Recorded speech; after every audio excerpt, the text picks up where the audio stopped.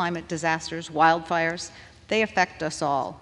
My Republican colleagues' denial of this fact would only leave us extremely unprepared and would prevent us from doing anything proactively to address these growing threats and help our communities be more resilient.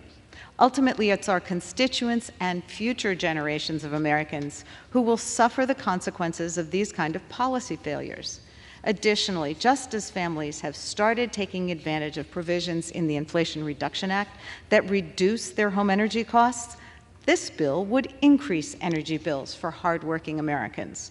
For all my Republican colleagues' talk, it is clear that Democrats are the only ones here willing to take action to keep costs down for American families. Because with this bill, the majority is trying to undo the work that we did with the Inflation Reduction Act.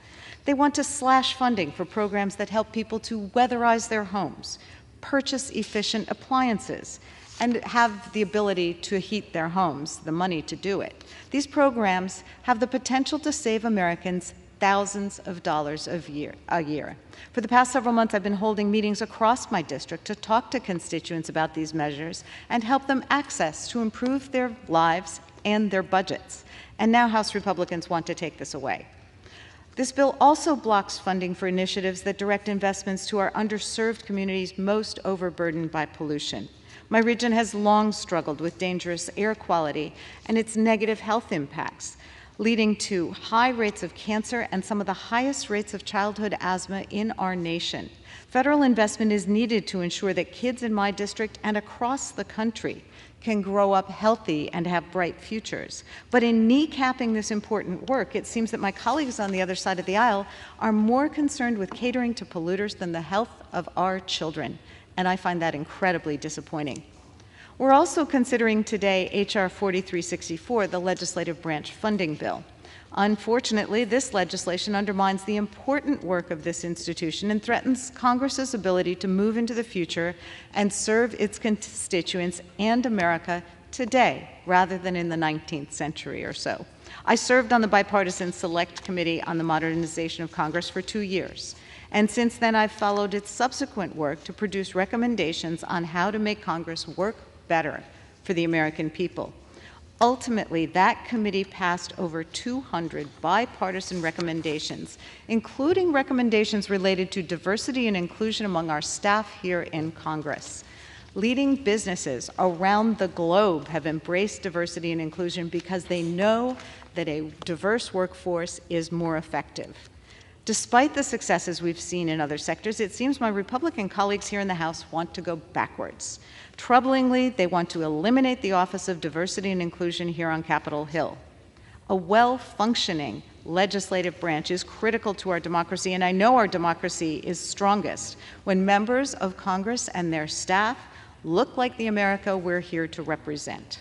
We should all want to serve our constituents in the best way we possibly can, and we can only do that if we give our institution the tools and the staff to achieve progress with the times and truly represent our modern nation. Unfortunately, this bill would undermine that goal. Even after flirting with a disastrous shutdown, my Republican colleagues are still trying to force through spending bills they've written in back rooms with no bipartisan agreement, riddled with cultural poison pills and devastating cuts. They do so knowing that these bills are so extreme that their passage is imperiled here in the House, and it's a fiction if they think it's going through the Senate or that it will be signed into law by the President.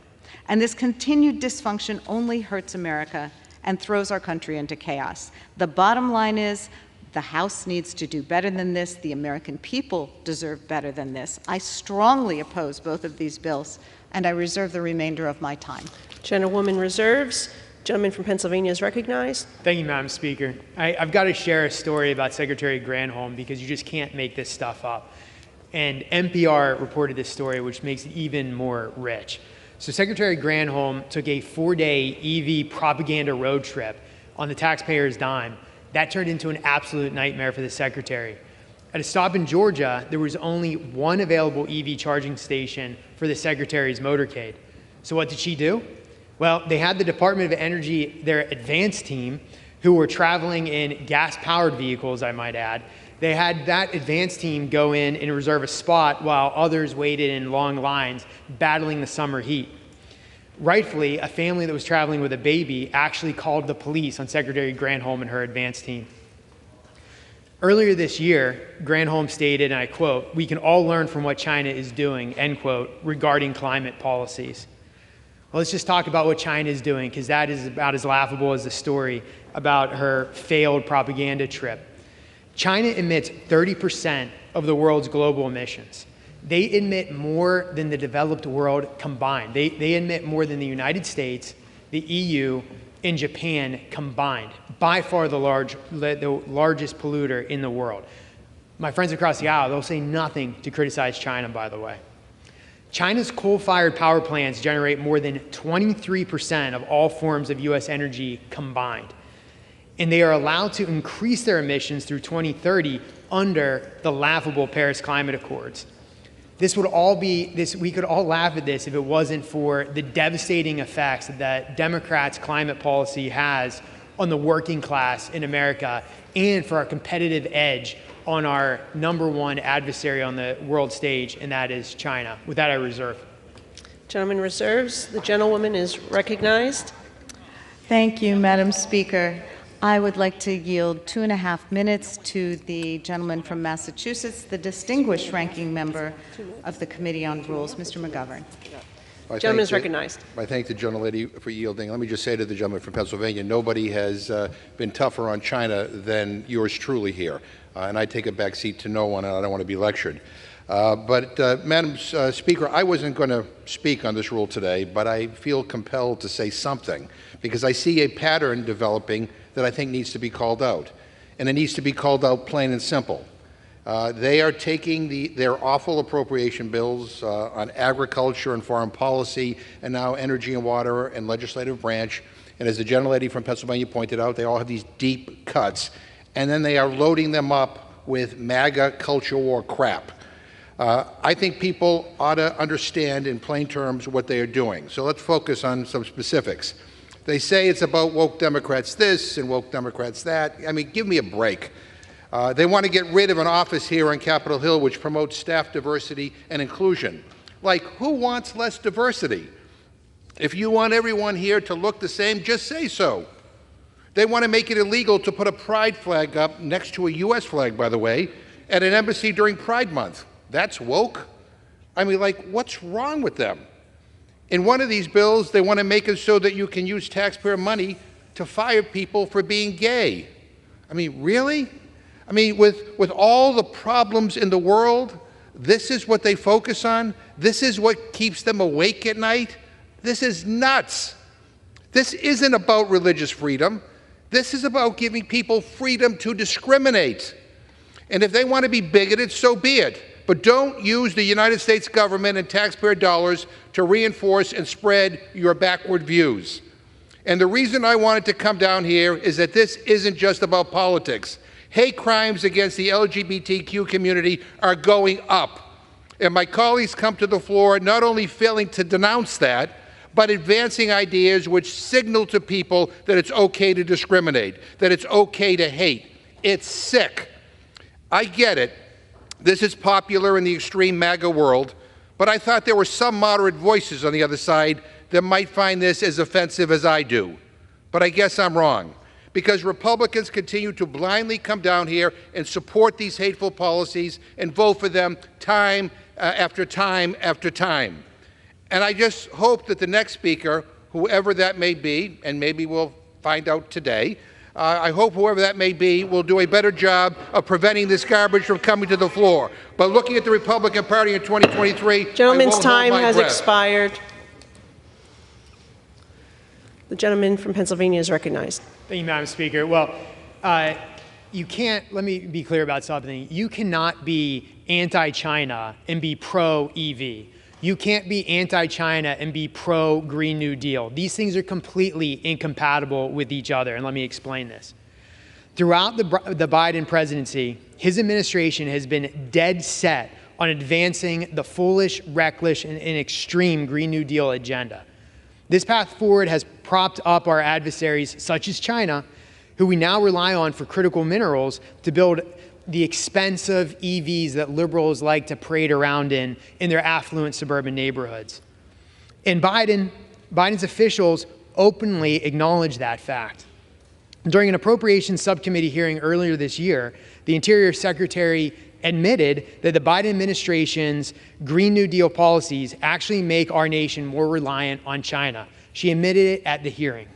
And you know what? She's right. China accounts for 63% of the world's rare earth mining, 85% of rare earth processing, and 92% of rare earth magnet production. This plays a massive role in producing 70% of the global EV battery supply. And while Democrats cheer on these foreign green efforts, China is busy emitting more greenhouse gas than the US and all other developed nations combined. It's never been more clear. When President Biden and the Democrats push for the green agenda, what they're really doing is empowering the Chinese Communist Party, and they're doing it at the expense of the American worker. With that, I reserve. The gentleman from Pennsylvania is recognized. Thank you. I just wish that our colleagues across the aisle were as concerned about the fact that this bill would increase our dependence on Russian oil that is being used to fund their illegal, their inhumane war against the Ukrainian people.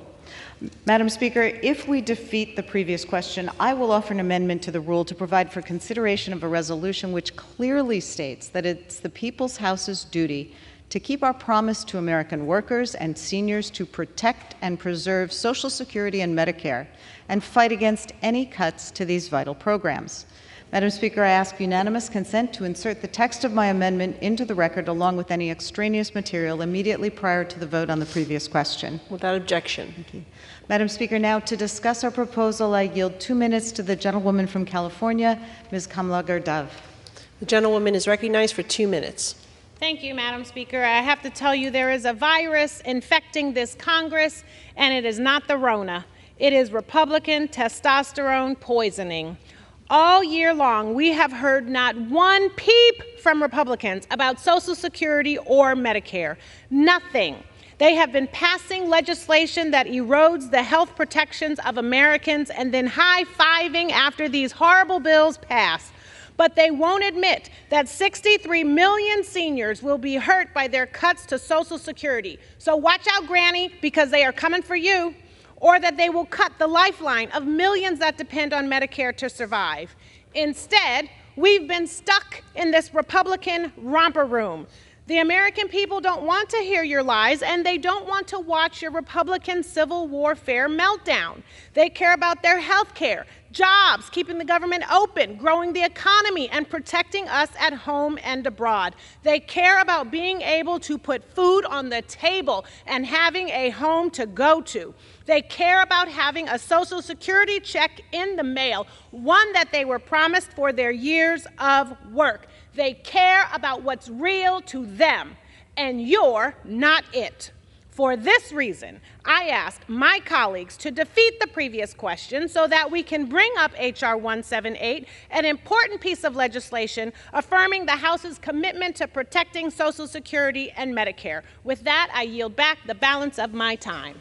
Members are reminded to direct their comments to the chair and not to other members, and I would like to recognize the gentleman from Pennsylvania. Thank you, Madam Speaker. You know, it's quite the intellectual yoga exercise to somehow say that Republicans are encouraging Russian gas. It's the exact opposite. Let's think about it. Do you know why there's Russian oil tankers in the harbor in Boston? It's because far-left radical activists, namely the entire Democratic Party, have decided to cancel a pipeline that should have been running from Philadelphia into New England called the Constitution Pipeline that would have brought clean natural gas from Pennsylvania into New England. So the residents there have cheap, abundant natural gas, and they're not forced to buy dirty gas, dirty petroleum from Russia. But again, the intellectual gymnastics and yoga is quite amazing. Let's talk about some other far-left radical policies of my friends across the aisle and how it has made us more dependent on Russia and more dependent on China. Well, for one, they have a new list of regulations on coal-fired power plants, making it harder for us to burn our clean coal here in the United States, forcing coal producers to ship coal to places like China, where they don't use scrubbers, by the way.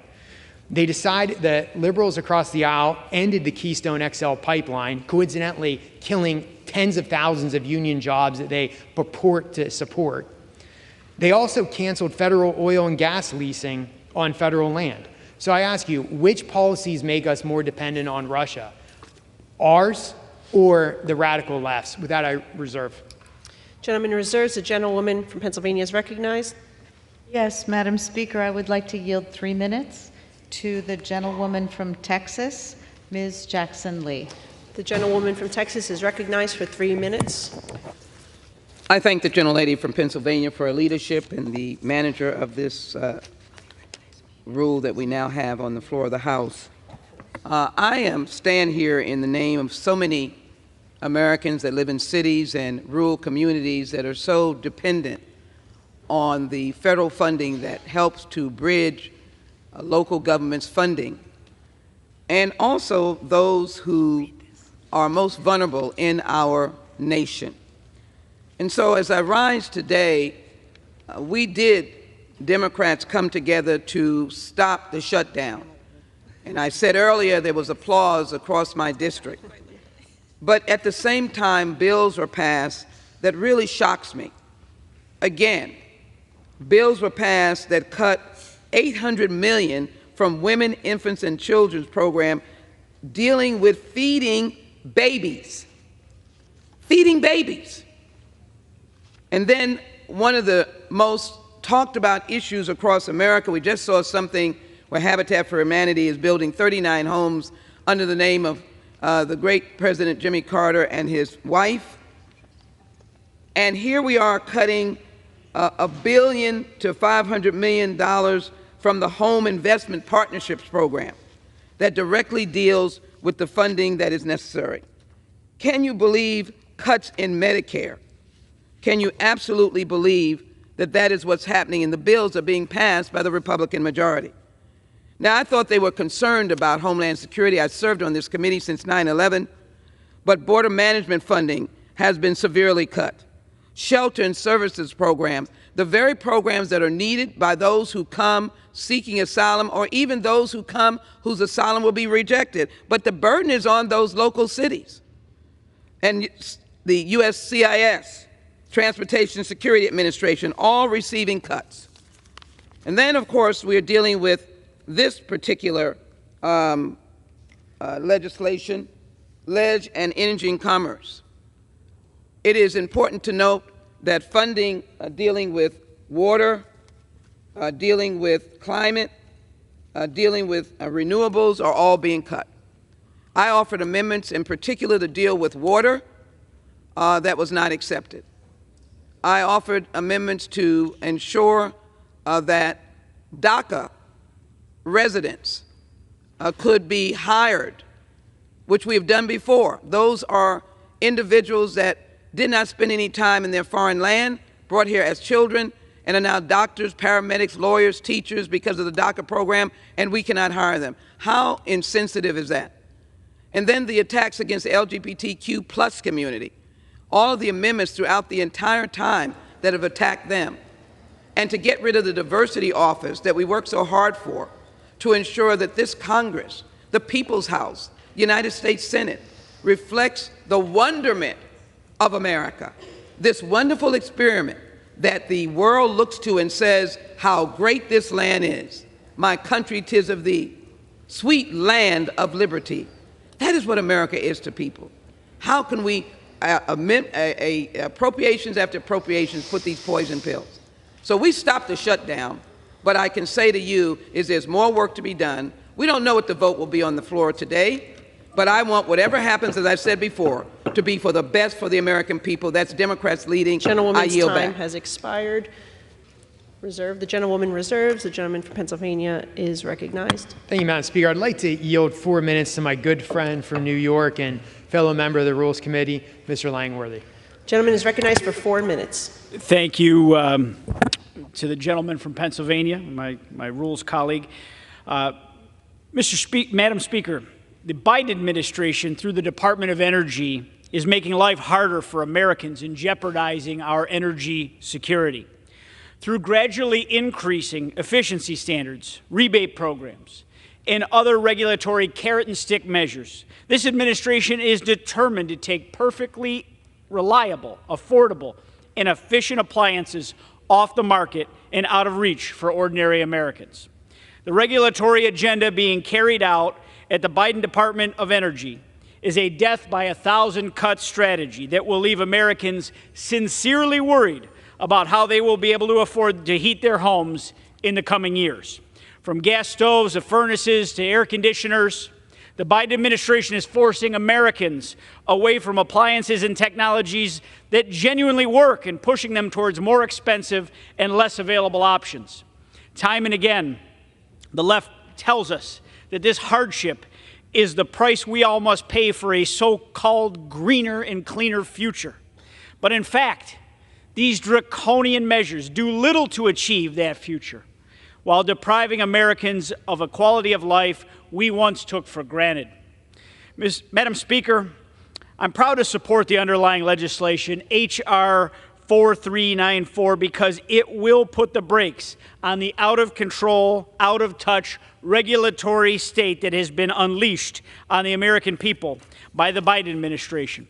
This legislation rescinds billions of dollars in wasteful spending from the poorly named Inflation Reduction Act that was intended to force Americans away from affordable and reliable appliances and towards more expensive and less reliable options. I strongly encourage my colleagues to support this rule and this underlying legislation today, and I yield back the remainder of my time. Reserve.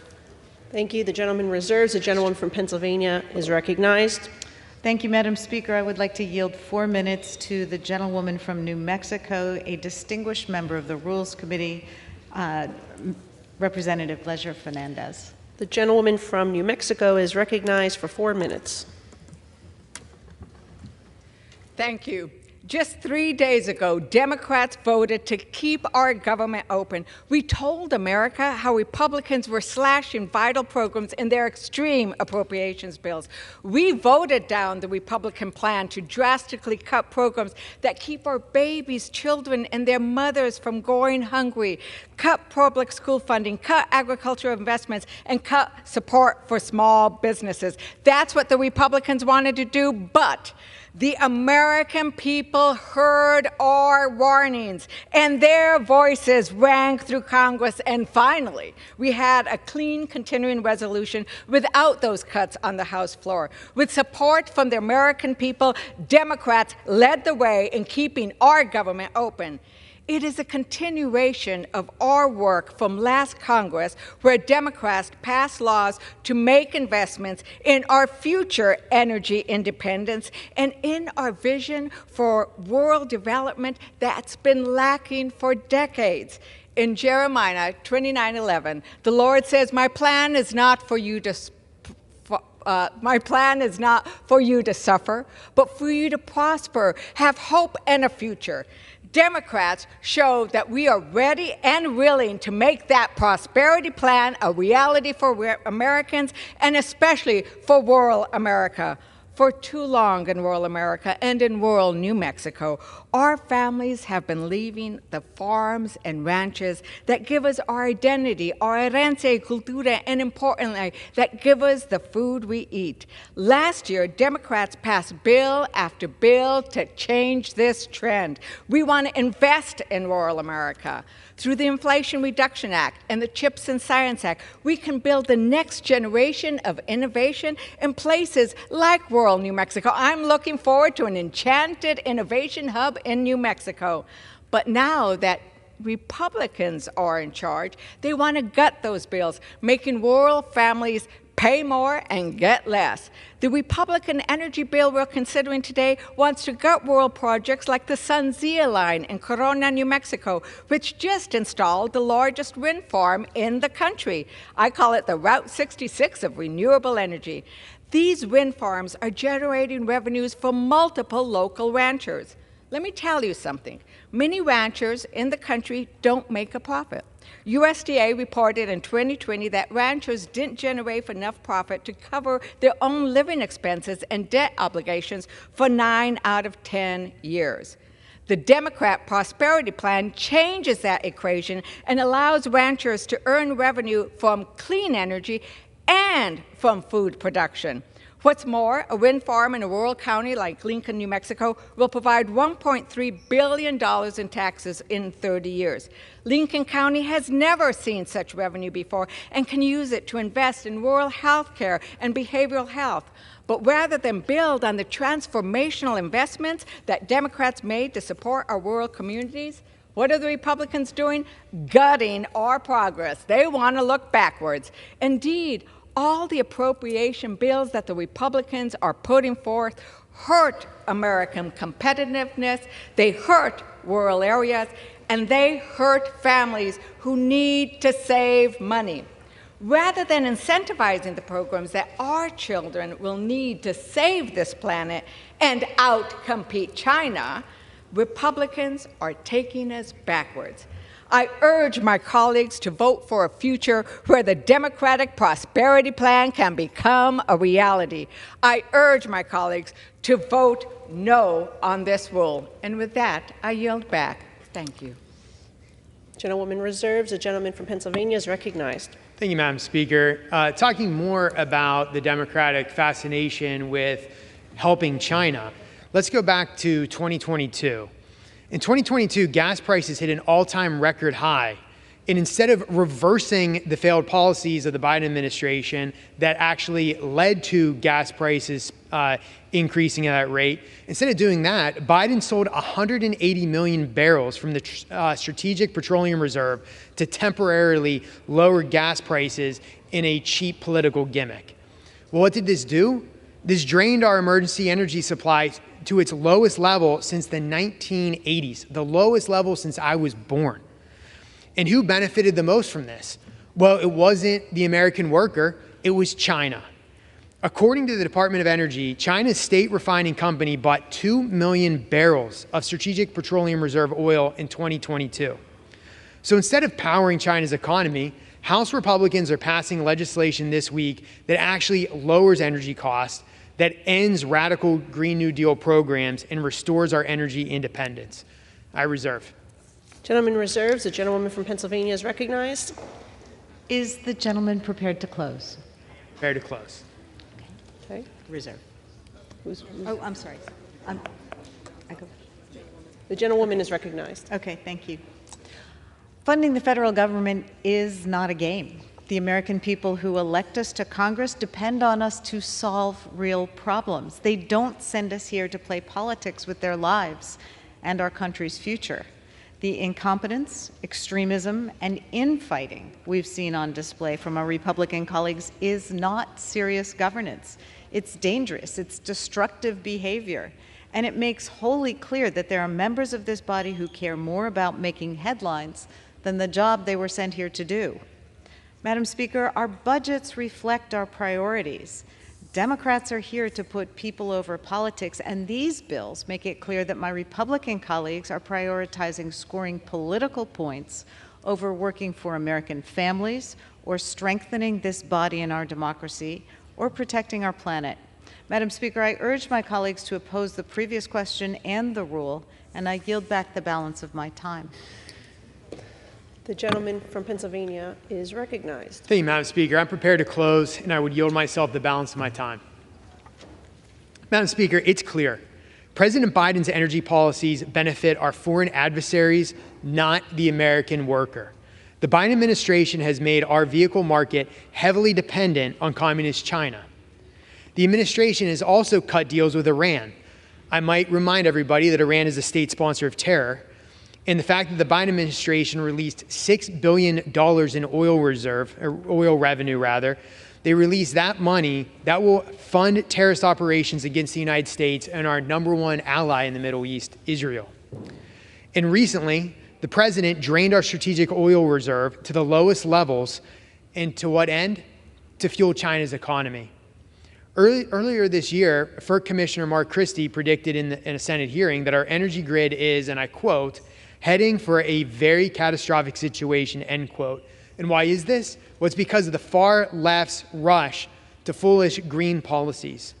This is the wrong path to go down. That's why I'm proud to support the underlying legislation, which restores the Strategic Petroleum Reserves. It also helps our national security mission. increases funding for our ports and inland waterways, like the locks and dams that run through my district, and invest in our nation's security. After the previous majority spent $3 trillion outside of the appropriations process, this legislation actually reins in billions of dollars to reduce our out-of-control national debt. Under House Republicans, we have passed legislation to lower energy costs for the American family, reformed our permitting process, allowed the Mountain Valley Pipeline to finish construction, and preserved vehicle choice in the marketplace. This legislation before us keeps up that commitment to the American people. I urge my colleagues to vote yes on the previous question and yes on the rule. With that, I yield back the balance of my time, and I move the previous question on the resolution. The question is on ordering the previous question on the resolution. Those in favor say aye. Those opposed say no. In the opinion of the chair, the ayes have it. I would request that the yeas and nays be ordered. The yeas and nays are requested. Those favoring a vote by the yeas and nays will rise. A sufficient number having risen, the yeas and nays are ordered. Pursuant to Clause 8 of Rule 20, further proceedings on this question are postponed.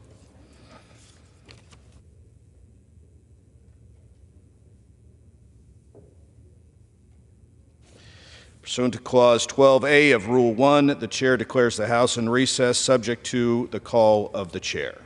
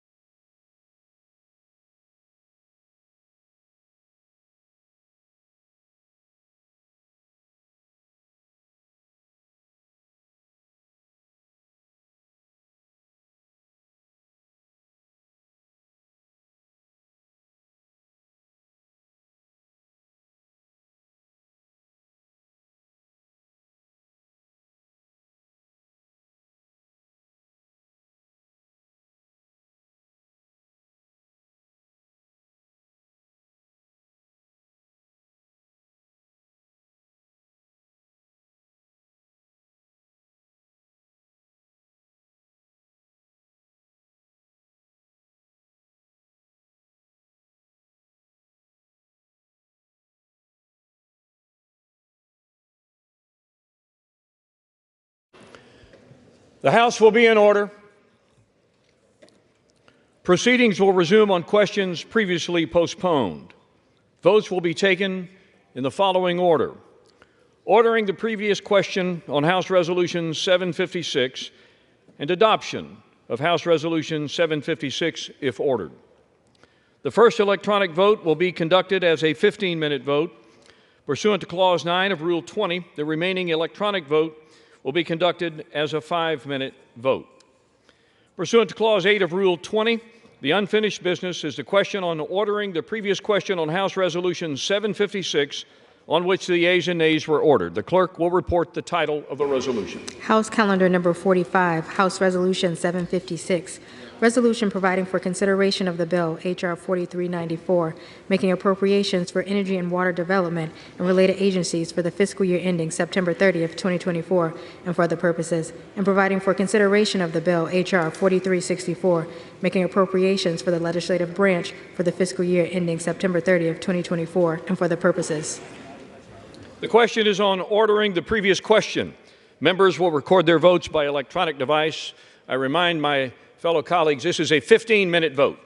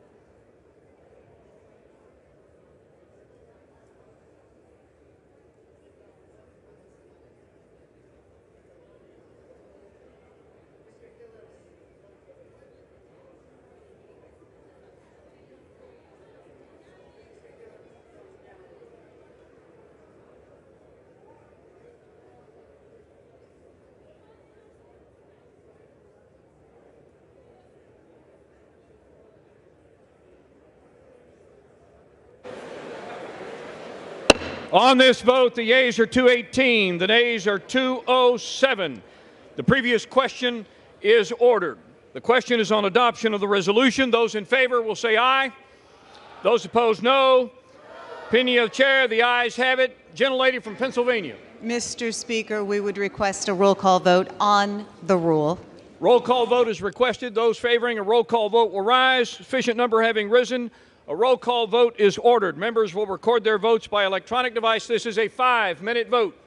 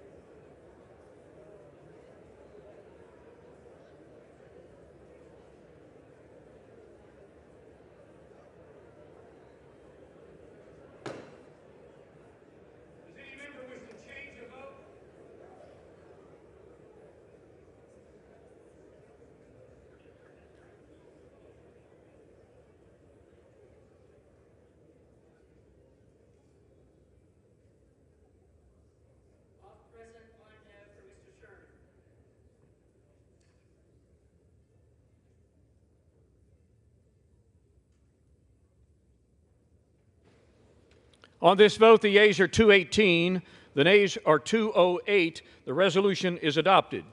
Without objection, the motion to reconsider is laid on the table. For what purpose does the gentleman from Florida seek recognition? Mr. Speaker, I rise to a question of the privileges of the House and offer the resolution I previously noticed. The clerk will report the resolution. House Resolution 757, resolved that the office of the Speaker of the House of Representatives is hereby declared to be vacant. The resolution qualifies as a question of the privileges of the House. For what purpose does the gentleman from Oklahoma seek recognition? Motion to table at the desk. The clerk will report the motion. Mr. Cole of Oklahoma moves to lay the resolution on the table. The question is on the motion to lay the resolution on the table. Those in favor will say aye. Aye. Those opposed, no. No. In the opinion of the chair, the ayes have it. Gentlelady from Pennsylvania. Yes, we would request the yeas and nays on this vote. The yeas and nays are requested. Those favoring a vote by the yeas and nays will rise. Sufficient number having risen, the yeas and nays are ordered. Members will record their votes by electronic device. This is a 15-minute vote.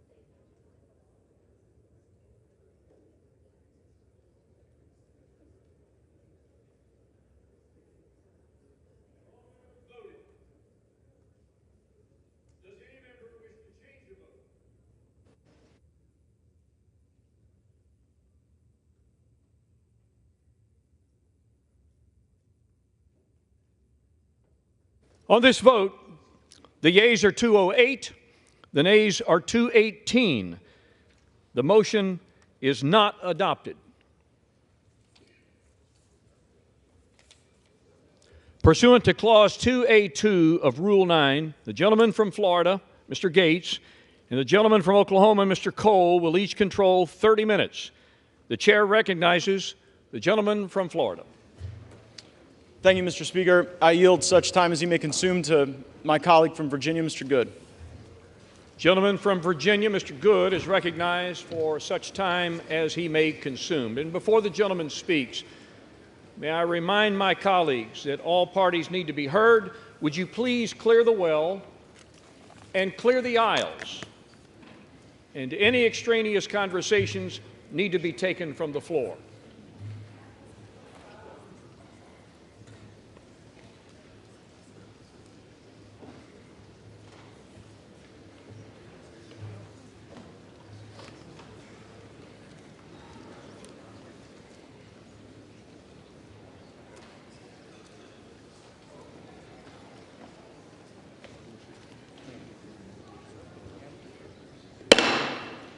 Gentleman from Virginia is recognized. Thank you, Mr. Speaker. Like so many others, I deeply regret that we are here in what was a totally avoidable situation. I must take you back to January, however, which for many of us was about not repeating the failures of the past and letting Republican voters across the country down once again, when in the past, for many years, when Republicans have had majorities in this chamber, we have passed our major spending bills predominantly with Democrat votes, something the other side of the House has never and would never do with majority control. Back in January, I expressed my concern that the previous 2 years, during my first term here in this House, we had not used every tool at our disposal to fight against the harmful, radical Democrat agenda that is destroying the country, bankrupting the country, and under which the American people are suffering. But most in here wouldn't know that I helped persuade my 5 colleagues who comprised the remaining resistance in the wee morning hours of January 7 to switch our votes to present to let Mr. McCarthy become Speaker. And I went to him on this very floor to tell him that he was finally going to become Speaker on the next vote. In that moment, it was clear to me that I or we could have asked for anything in exchange for switching our votes to present, but I and we asked for nothing. The very next week, I requested and had a meeting with Speaker McCarthy to tell him he had my full support and that I wanted him to be successful because the country needed him to be successful. In the ensuing months, I helped him narrowly pass the Parents' Bill of Rights and the Limit, Save, Grow bill. I think both of those by just 1 or 2 votes, helping persuade some of my most conservative colleagues to come along despite some of the concerns they had with those bills. And we remained united as a conference through the Limit, Save, Grow vote as we passed a bill that was cutting spending to pre-COVID levels for non-defense discretionary spending, or just over $100 billion, historic spending cuts, as the Speaker had committed to do in January, and it also included a host of other conservative fiscal reforms. Unfortunately, however, that unity and that commitment to significant year 1 cuts and spending reforms were discarded in the Failed Responsibility Act, as I call it, which passed overwhelmingly, once again, with a majority of Democrat votes, validating the concern many of us had in January. Many of us had begged the Speaker, pleaded with the Speaker repeatedly to utilize the debt ceiling to leverage spending cuts and reforms. But instead, he negotiated an unlimited increase to the debt ceiling through January of 25, as much as we can come together and gleefully spend through January of 25 with no significant wins for the American people in that FRA, or Failed Responsibility Act. But the Speaker then said that we would use appropriations. We would use appropriations to bring the fight and finally reduce our spending. He said the levels of the FRA were the ceiling and not the floor, and recommitted multiple times to go back to the $1.471 trillion that was the Limit, Save, Grow levels, radically, historically, saving $100 billion and lowering the deficit this year under Republican majority from $2.2 trillion to $2.1 trillion. That's what we were asking the Republican House to do, to go to $2.1 trillion. Meanwhile, the Speaker had committed to bring a balanced budget vote to this floor, something that still has not happened, despite the work that's been done in our Budget Committee to mark it up and have it ready to come to the floor.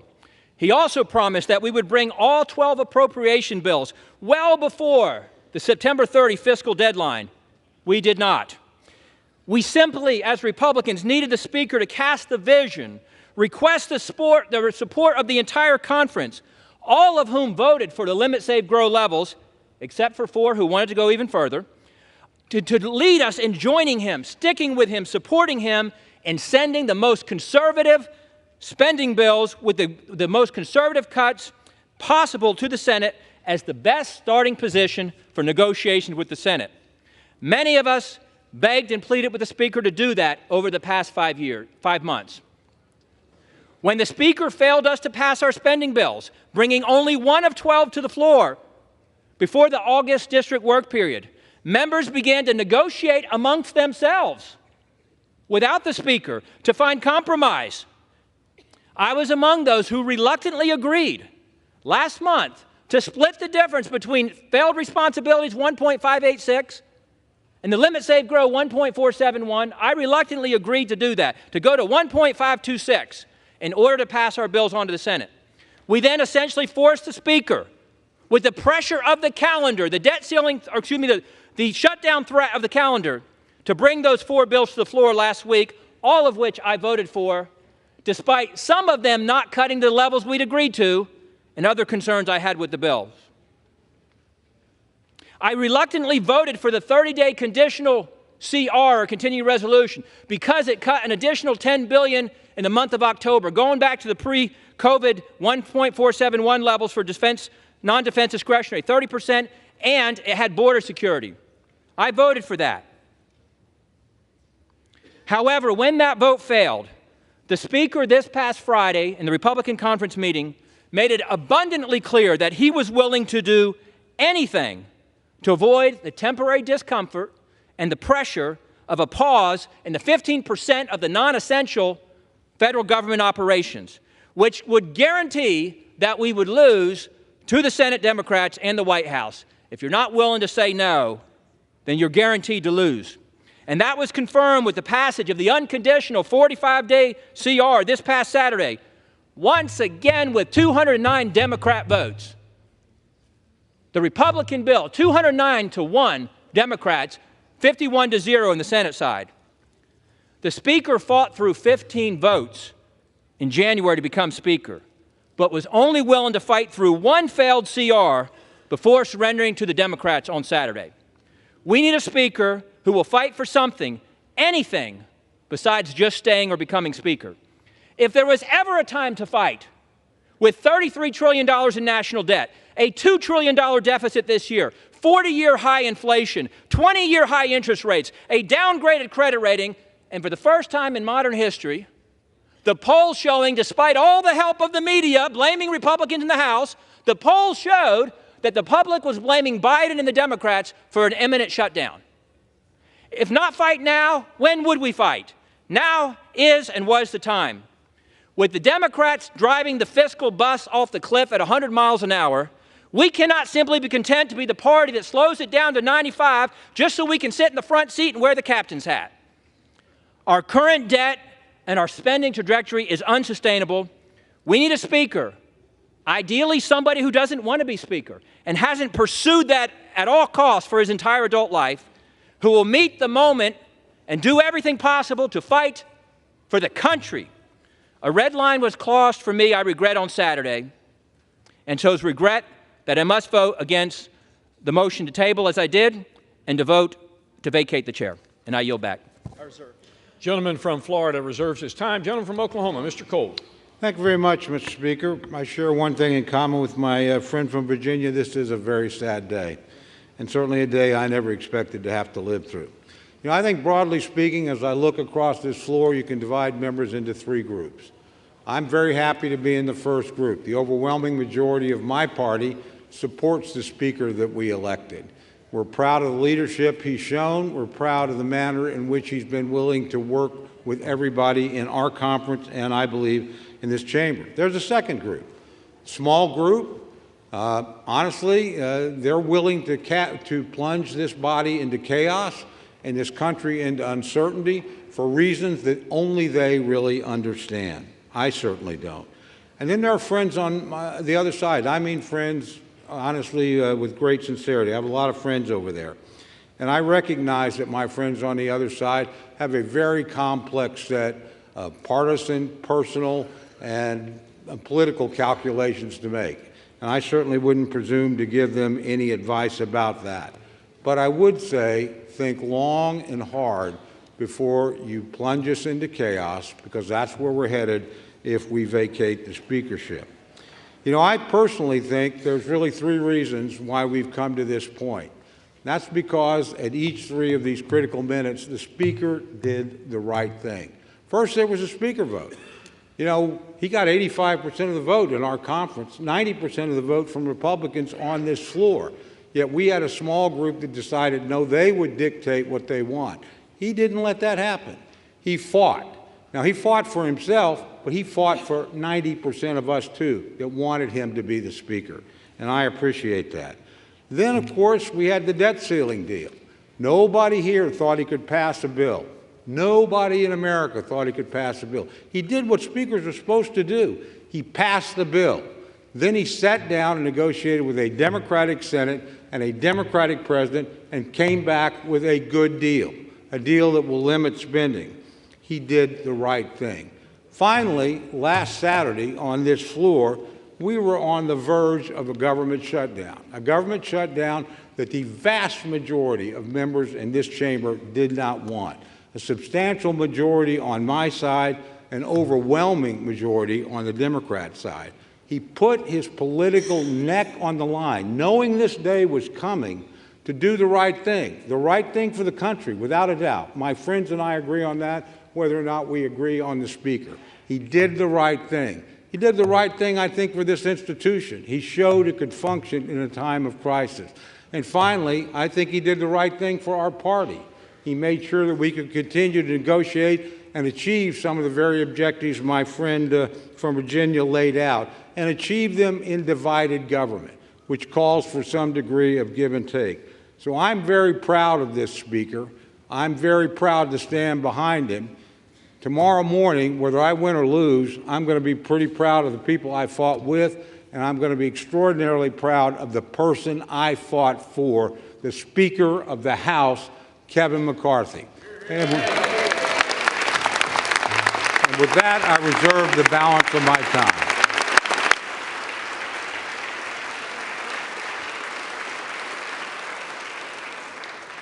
Gentleman from Oklahoma's time is reserved. Gentleman from Florida. Mr. Speaker, my friend from Oklahoma says that my colleagues and I who don't support Kevin McCarthy would plunge the House and the country into chaos. Chaos is Speaker McCarthy. Chaos is somebody who we cannot trust with their word. The one thing that the White House, House Democrats, and many of us on the conservative side of the Republican caucus would argue is that the thing we have in common, Kevin McCarthy said something to all of us at one point or another that he didn't really mean and never intended to live up to.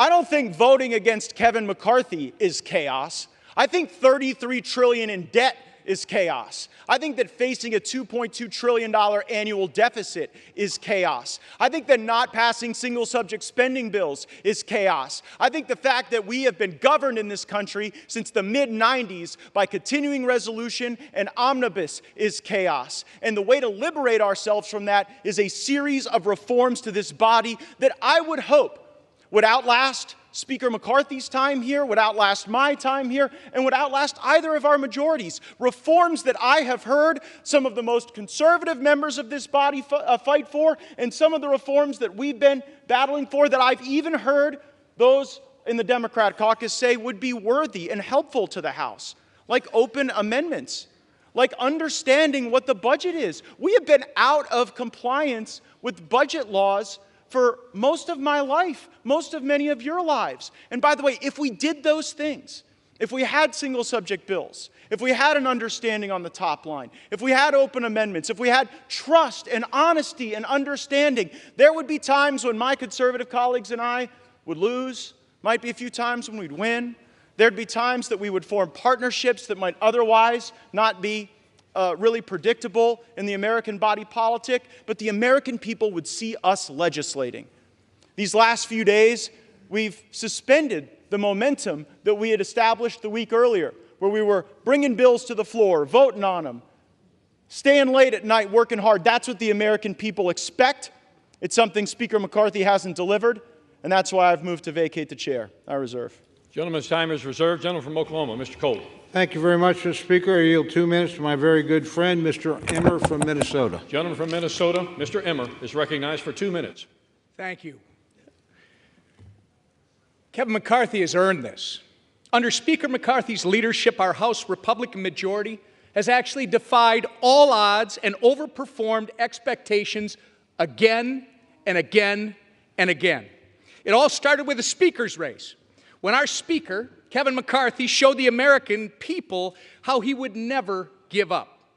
It carried over into the Speaker spearheading a rules package to create the most transparent, member-driven legislative process that I've ever seen since I've been here.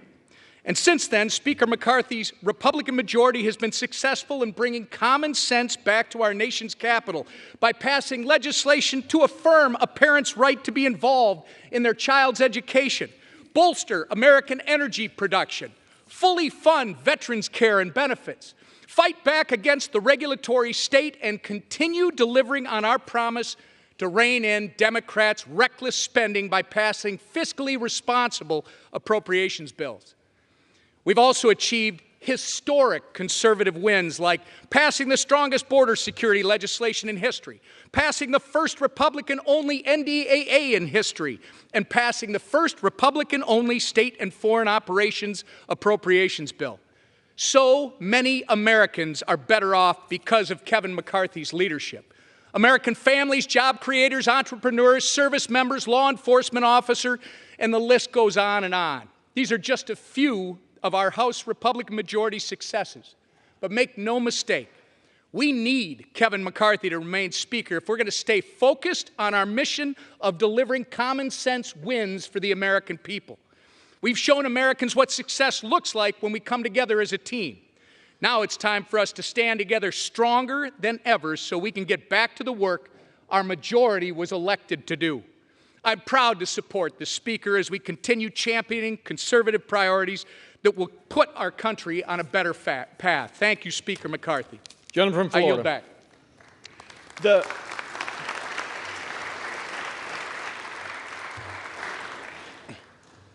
The opening line of my colleague's speech was that Speaker McCarthy always overperforms expectations, but after tweeting, "Bring it," and after engaging in profane-laced tirades at House conference, he just lost a motion to table. So I wouldn't necessarily consider that overperforming expectations.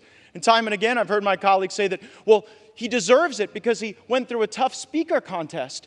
Let me let everyone know, he prevailed in that speaker contest because he made an agreement to fulfill certain commitments to make this an open and honest process, and he has failed to meet those commitments, and that's why we are here. I reserve.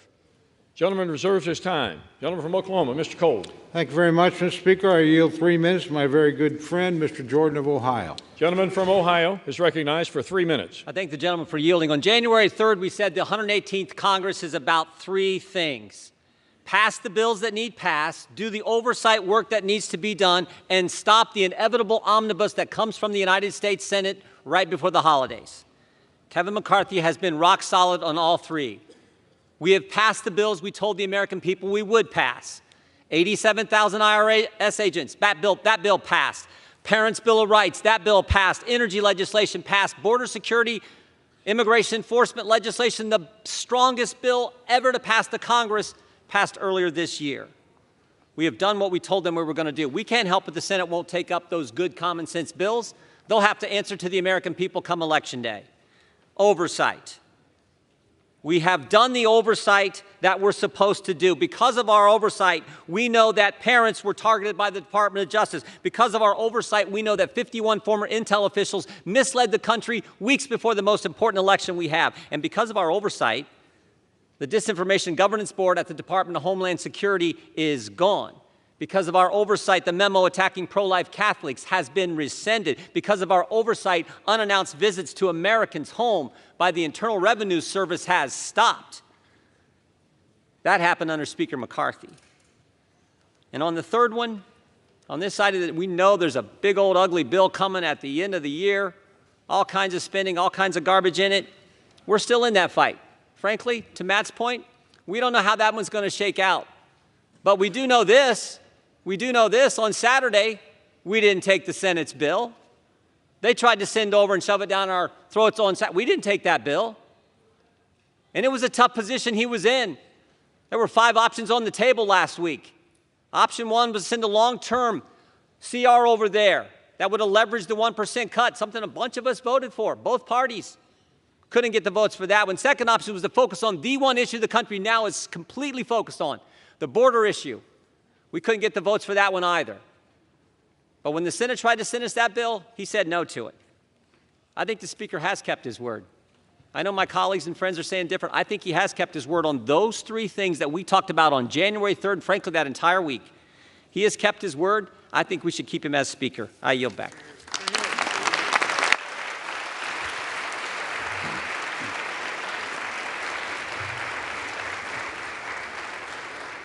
Gentleman from Florida is recognized. Yeah, the problem with my friend from Ohio's argument is that many of the bills he referenced as having passed are not law. We are on a fast track to an omnibus bill, and it is difficult to champion oversight when House Republicans haven't even sent a subpoena to Hunter Biden. So it's hard to make the argument that oversight is the reason to continue when it sort of looks like failure theater. I yield such time as he may consume to my colleague from Arizona, Mr. Bates.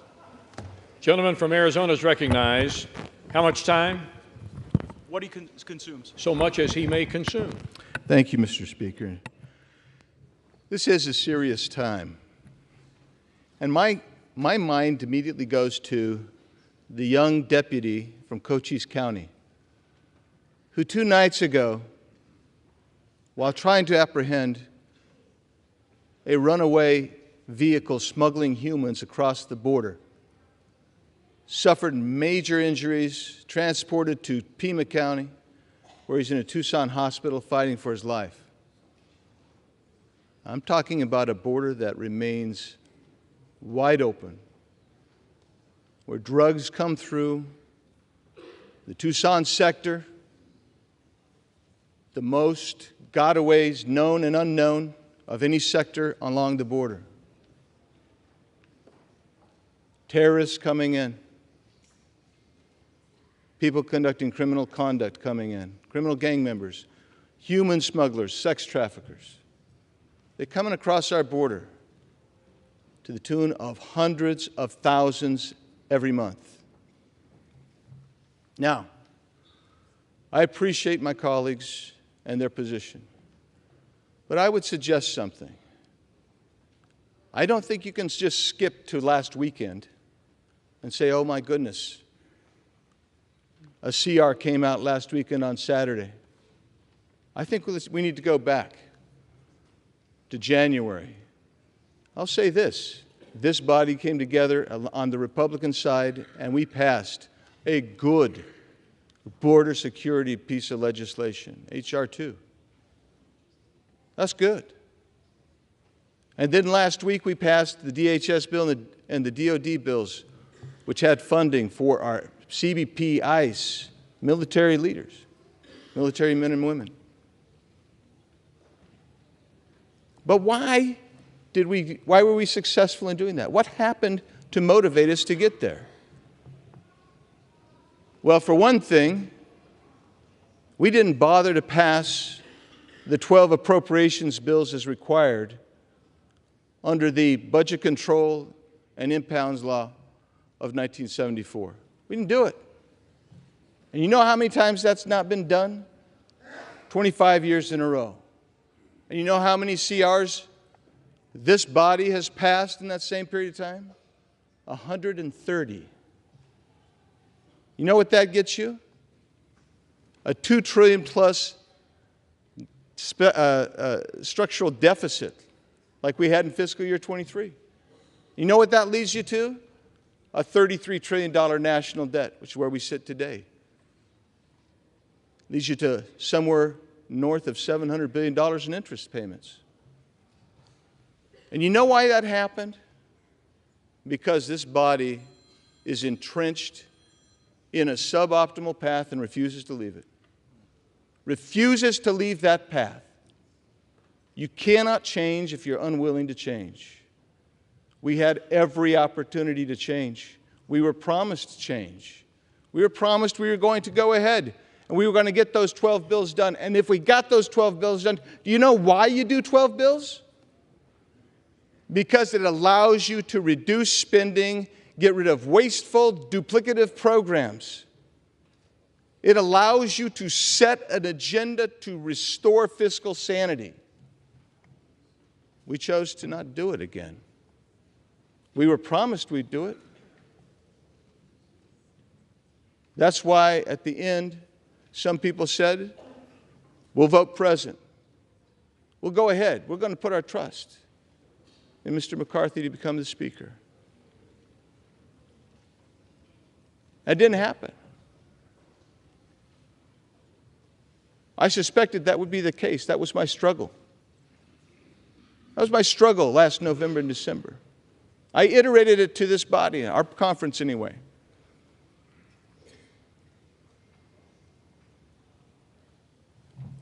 When we got to the debt ceiling, again, that seemed to spring upon everybody like a surprise. And when that happened, I was in there for some of those negotiations on where that number would be. And I was astonished how that $1.5 trillion number was negotiated. Unbelievable. Unbelievable. But I will tell you this. To his credit, the Speaker told us one thing that I believe to be true. He said that that's basically the ante in a poker game. He can sit down at the table. And I told my colleagues who supported that $1.5 trillion in 8 months, that you're willing to raise the debt ceiling, that's the opening marker. And indeed it was. And now projections are many $1 trillion above that. Yes, I think it's time to make a change. I'm not the only one. And that's it's somber. Thus it is somber. But what have we failed to accomplish? Why didn't we get this stuff done? When we're campaigning, we're talking about an extension of the debt ceiling to January of 2025. We're talking about additional Ukraine funding. Is that going to be, maybe that's good in your districts. Maybe it's not. But that money's not offset. We're not paying for it. We haven't designated how we're going to pay for that. The same with the disaster package.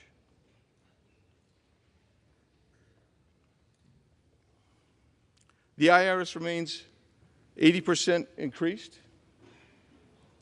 And I would tell you, I could go down the list, but I will just tell you why this happens. When you don't do your 12 budget bills, and you rely ultimately on a CR, and I'll get to the calendar in a second, what happens is you cannot leverage this administration to actually enforce the border laws that you need to have enforced. This is a lawless Biden regime. They will not enforce border laws. And we can pass them till we're blue in the face. But until you leverage the budget and the spending, you will not see enforcement by this administration. So now take a look at the calendar that we were just provided last week. We're supposed to finish by November 3rd our 12 bills. By November 17th, that's when we're supposed to see that the conference committees have come together, both sides, and we've resolved this. I don't believe that that's going to happen. It wasn't going to happen before. You were betting on the come again. At some point, I'd urge you to stop betting on the come and bet on the reality. That's why I can't support the Speaker any longer, and I'll be voting for the motion to vacate. Yield back. Reserve. Gentleman yields back his time. Gentleman from Florida. Reserves. Reserves. Members are advised to direct your comments to the chair, please. Gentleman from Oklahoma. Thank you, Mr. Speaker. Mr. Speaker, I yield 2 minutes to my very good friend from Arkansas, Mr. Westerman. Gentleman from Arkansas, Mr. Westerman, is recognized for 2 minutes. Selah, S-E-L-A-H, Selah. This unique word scattered throughout the Psalms signals to the reader to pause, reflect, consider, and maybe take a deep breath before moving on. Psalmists use Selah to emphasize the significance of a statement. For example, King David wrote, "Blessed be the Lord who daily bears our burden, the God who is our salvation, Selah." That is a profound statement with huge implications. It deserves more than a cursory consideration. Within the next hour, this House will vote yea or nay to vacate the Speaker's chair, a profound action with huge implications. This was last tried in 1910. Joseph Cannon won the vote. 113 years later, my office is in the Cannon Office Building, and Uncle Joe Cannon's statue sits just outside this chamber. No living human has taken the vote we're about to take. It deserves that we pause, we reflect, that we consider deeply the ramification of our actions. To my fellow Republicans who would consider voting yes to removing our Republican Speaker, please pause and ask yourself 2 questions. Will your yes vote make America stronger? Will your yes vote strengthen conservative policies? If you believe yes is the right vote, please stand before this body and the American people and articulate your plan, not your grievances or your wishes, your plan. Convince the mass majority of the Republican conference that strongly disagrees with you to follow you. If you cannot do that, which you have failed to do so far, then voting yes is at the least a disruptive overreaction. In reality, it's selfish, bad for conservative policies, and bad for America. That's why I strongly support Speaker Kevin McCarthy, and why, without hesitation or reservation, I will vote no on this disastrous resolution. I yield back.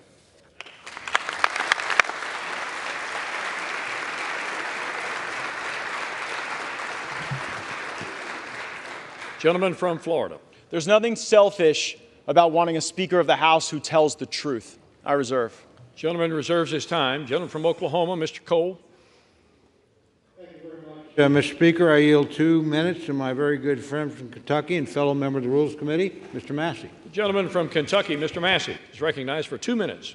Mr. Speaker, as the only still serving co-author and co-sponsor of the motion to vacate Speaker Boehner, I can tell you this motion to vacate is a terrible idea. As the only member who's serving here who took every chance to vote against Speaker Boehner and to vote against Speaker Ryan, I can tell you that this chamber has been run better, more conservatively, and more transparently under Mr. McCarthy than any other speaker that I have served under. As a member of the Rules Committee, one of three conservatives who were placed there out of trust, the Speaker gave us a blocking position by putting 3 of us on there to keep an eye on the Rules Committee to make sure the process was fair and even. I can tell you it's been fair and even. None of us are voting against the Speaker today. Regular order is at odds with predetermined outcomes. Yet the Speaker is being accused of not holding to regular order and predetermined outcomes at the same time. It is not possible. You cannot be for both at the same time. I was a party to the January agreement, and I can tell you that there were promises in there, but there was never a promise for an outcome. There was never a promise that you could force Joe Biden to sign something. There was only the promise that we would try, and try we have. We have tried in the Rules Committee. We have tried on the floor. We've been trying this since the summer, and there's enough blame to go around for why we don't have 12 bills, but part of it was a relitigation of the debt limit deal. By the way, there was no promise on the debt limit deal, no conditions on that in January, 0 whatsoever. I was in the room for that. So the 12 bills were delayed over what? $100 billion. That's a lot of money. But it's nothing compared to the $2 trillion that I came here to object to when Speaker Pelosi and President Trump pushed that bill through. We've had over 500 amendments. Listen, this is a referendum on this institution. We have tried regular order. Speaker McCarthy has tried regular order. If regular order fails today, if you vacate the Speaker, nobody is going to try it again. Gentleman's time has expired. This institution will fail. Please do not vacate the Speaker.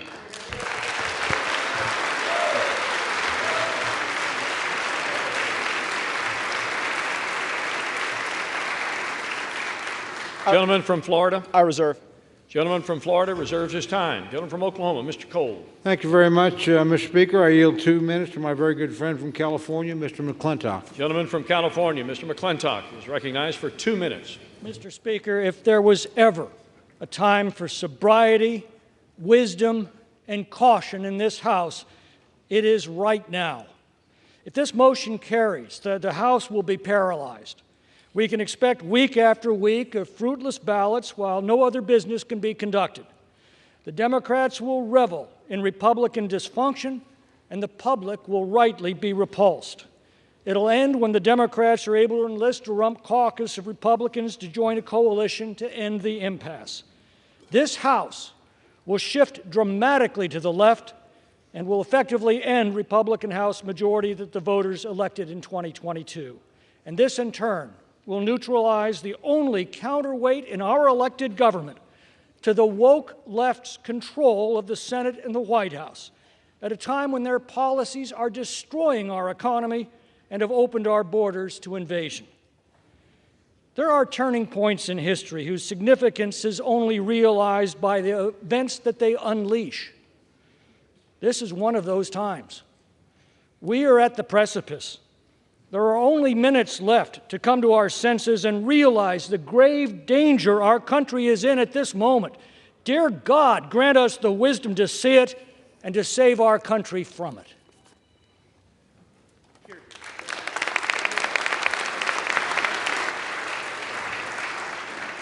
Gentleman from Florida. Mr. Speaker, there is nothing sober, wise, or cautious about the path we are on. We are on a path to financial ruin if this House does not take a different posture, a different procedure, and yield toward different outcomes and a better future. I reserve. Gentleman reserves his time. Gentleman from Oklahoma, Mr. Cole. Thank you very much, Mr. Speaker. I yield 1.5 minutes to my very good friend from Florida, Mr. Jimenez. 1.5 minutes. Gentleman from Florida is recognized for 1.5 minutes. I stand before my colleagues in the nation as a proud representative of the great state of Florida. I truly am beyond blessed to represent the paradise that is Miami-Dade County and the Florida Keys, and I am beyond proud to represent my community before this Congress, to stand with a leader who has consistently demonstrated an unwavering commitment to our country and to the principles that define us as Americans, Kevin McCarthy. Today is historic for a lot of reasons. For one thing, this is the first time in over 100 years that this has been attempted. But it's also because we're part of a Congress with historically tight majorities for the Republicans in the House and the Democrats in the Senate, and we have a Democratic White House. Divided government, that's what we have. The need to negotiate, to find solutions to the issues facing this country. That's a reflection of the principles that are uniquely American, principles that make this country exceptional, and principles that allowed me, an exile who came here from Cuba, fleeing communist Cuba, to serve in this very institution. You see, I wasn't born here, and everything that I am, everything that I ever will be, is thanks to America. The best part about it is that my story, the story of the community that I'm so proud to represent, is a story of many in this body, is that we are not the exception in America, we are the rule. That's the America that Kevin McCarthy has fought for his entire career. Kevin McCarthy is a champion for the American dream, and he's proved it as our Speaker. Thomas Jefferson once said, "I predict future happiness for Americans if they can prevent the government from wasting the labors of the people under the guise of taking care of them." McCarthy. Gentleman's time has expired. Thank you. Let's keep Kevin McCarthy our Speaker. A great man, a great leader, a great Speaker. Thank you, and I yield back. Gentleman from Florida, Mr. Gates. Mr. Speaker, may I inquire as to my remaining time? Gentleman has 9 3/4 minutes remaining. I reserve. Gentleman reserves his time. Gentleman from Oklahoma, Mr. Cole. Much, Mr. Speaker. I yield 1.5 minutes to my very good friend from Iowa, the gentlelady, Ms. Henson. The gentlelady from Iowa, Ms. Henson, is recognized for 1.5 minutes. Thank you, Mr. Speaker. I rise today in support of our Speaker, Kevin McCarthy. Let's be very clear here. We would not have a House Republican majority without the relentless efforts of this man, our Speaker. Under his leadership, Joe Biden's policies have had a check and balance. His policies have created a horrific border crisis, 10,000 illegal immigrants a day surging across our border. Under Speaker McCarthy, Republicans have passed legislation to secure our border. Joe Biden has done everything to squash American energy, selling our oil reserves to China. Under Speaker McCarthy, Republicans have passed legislation to unleash American energy dominance. Joe Biden has spent taxpayer dollars like there's no tomorrow. Under Speaker McCarthy, we have returned to passing single-subject appropriations bills and ending the status quo of omnibus spending. One of the most valuable pieces of advice that I received was from Kevin McCarthy when I got here to D.C. He told me to separate the signal from the noise. The noise is those who are causing chaos for their own personal benefit while ignoring the needs of their constituents and this country, grinding our work here to a halt. The signal is the many accomplishments that we've delivered for the American people with Speaker McCarthy at the helm. The signal is the failures coming out of the White House time and time again. The signal is the work that we must do today and going forward to save our country for my kids and yours. My colleagues today here have a choice. Be a chaos agent or get back to work. So I call on my colleagues, let's separate the signal from the noise. Let's support our Speaker, Kevin McCarthy, so we can get back to work for the American people. Thank you, Mr. Speaker. I yield back. Gentleman from Florida, Mr. Gates. Thank you, Mr. Speaker. I think I've caught the signal, too. The signal is for $33 trillion in debt, facing $2.2 trillion annual deficits. And our fellow Americans may be watching, wondering, how does that happen? How does the greatest country in the world have a process so broken that it would be laughed out of the rooms in the halls of the state legislatures where many of us come from? Here's how it works. The law says we're supposed to have the very single-subject spending bills that my colleague referenced in the summer. That we're supposed to have that and move it. But there's a dirty little secret in this town, and that is if you delay, if you hold the bills, if you make multiple contradictory promises, as Speaker McCarthy has done, and you back everybody up against shutdown politics, well, nobody wants to shut the government down. No one cheers for a shutdown. And of course, when people are backed up against shutdown politics, the decision calculus changes. So year after year, decade after decade, we break the law and we do the same thing. We pass a continuing resolution, then we pass another continuing resolution, and then it's either another continuing resolution or an omnibus bill or a series of minibuses that lump these disparate things together. The American people want all of us to take votes on single subject matters. They don't want to see these things all mushed together and log-rolled. And it was concerning to me to hear of news of a secret deal on Ukraine funding that would have log-rolled more money with Ukraine with our southern border. Now, how offensive is that to our Customs and Border Patrol, to our ICE, to the people that are suffering as a consequence of our border, that some of my colleagues are only willing to stand up and fight for our border if they could send billions to Ukraine to fund their border too? Well, I've had enough of that, and that's why I brought this motion to vacate. I reserve. Gentleman's time is reserved. Gentleman from Oklahoma, Mr. Cole. Thank you very much, Mr. Speaker. I yield 1 minute to our distinguished Majority Leader, my good friend from Louisiana, Mr. Scalise. Gentleman from Louisiana, the Majority Leader, Mr. Scalise, is recognized for 1 minute. Thank you, Mr. Speaker. Thank my friend from Oklahoma for yielding. And when we go back to January, as many people have, we knew that it was going to be a narrow majority. We also knew that it wasn't going to be easy. How many of us came here because we thought this job was going to be easy? How many of us thought the task ahead of us to address the problems of this country was going to be easy? One thing we did know is that if we were going to finally start confronting problems that had been ignored for years and years and years, we had to change the way that this place worked. And one thing Speaker McCarthy embraced from day one is to start making those kind of changes to this institution, opening up the process, allowing members to be more engaged, having amendments come to the floor, single subject bills, doing appropriations bills. Yes, making that happen overnight is not something that happens automatically, but it started to happen, and we are now seeing the fruits of it. Just last week, we had 4 different appropriations bills on this House floor, 4 different ones. Now, those bills took weeks and weeks to finally get to the floor, going through an open committee process, hundreds of amendments, each one of them, where Republicans, Democrats could bring their ideas. And we debated those bills on the floor, some until after midnight, where members could actually participate in the process. This has been a broken process for a long time.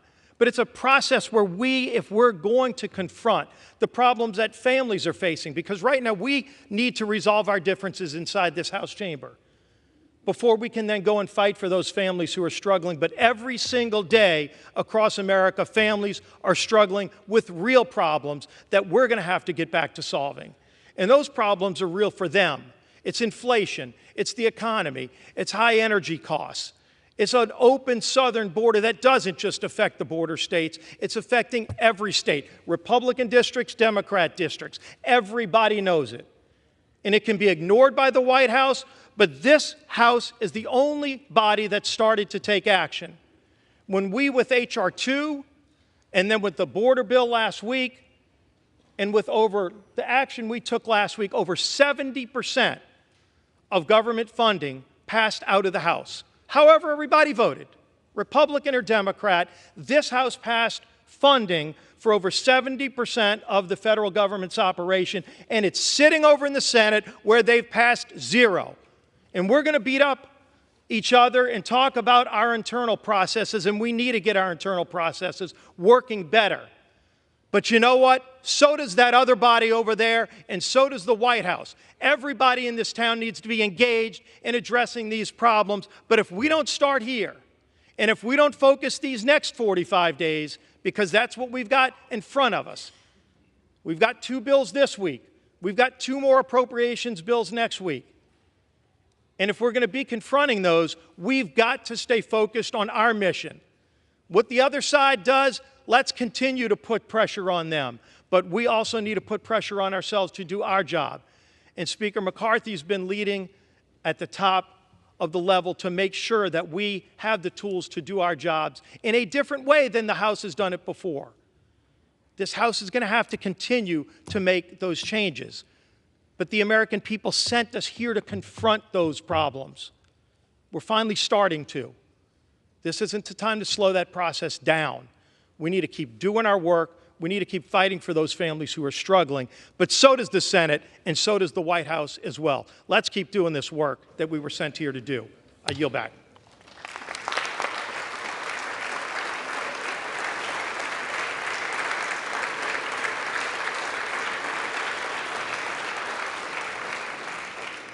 Gentleman from Florida is recognized with 7 3/4 minutes remaining. Mr. Cole commands 12 1/2 minutes left in this debate. Gentleman from Florida.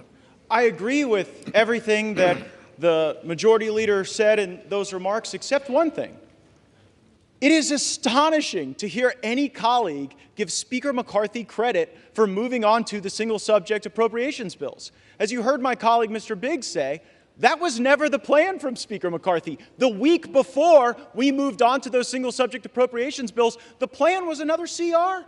He pitched a CR. They tried to get us to vote for a CR, and only when a brave few said, we are done governing by continuing resolution. We are here to eulogize the era of continuing resolution. We will not do it. We will not pass it. These bills can go. The spending may rise and fall as the years pass, but the notion that we're going to lump in the Department of Education and the Department of Labor with our military and our troops and our Border Patrol is fundamentally unserious, and I would suggest chaotic.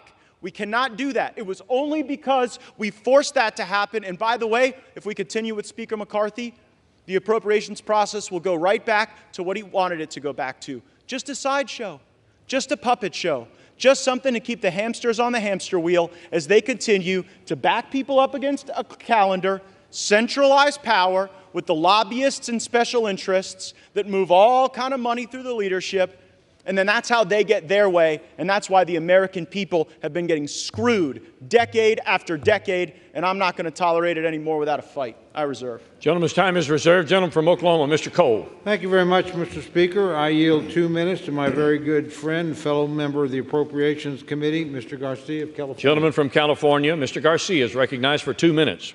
Mr. Speaker, I want to recalibrate our minds on what is actually happening here today. This proceeding looks important, it feels consequential, but let's look at what else is happening across America. Today, about 300 Americans will die from fentanyl poisoning. Today, about 11,000 people will illegally penetrate our borders. Today's debt is approaching $34 trillion. Today's mortgage rates just hit a 25-year high, now approaching 8%. Our energy prices are again at back-breaking highs with gas approaching $8 a gallon in my district. Today, China and the CCP grow stronger with an intent to go to war by 2027, and our military is experiencing record low retention and record low recruitment. This is the reality of today for 335 million Americans under President Joe Biden. It's a dark and scary reality. This Republican majority here today in the House is the only firewall against the damaging far-left policies of the Biden administration. The single-subject appropriation bills that we were supposed to be voting on this week will literally fight to reverse the darkness of these realities and fight inflation, cut spending, secure our border while enhancing our nation's security and investing in our soldiers at a meaningful level. But today, this body filled with people in fancy suits, led by a few Republicans who are running with scissors and supported by Democrats, who have personal issues with the Speaker, have uncertain intentions and even more uncertain goals, and they've decided to make today about drama, not about solving problems and helping our constituents, but about drama. We need to be the no-drama option for America, this party, this majority, and I fear that this self-inflicted drama of today jeopardizes our majority and by definition removes the last layer of defense protecting America from this Biden administration. Let's dispense with the drama, do our jobs, and move on with defending this beautiful country. I yield back.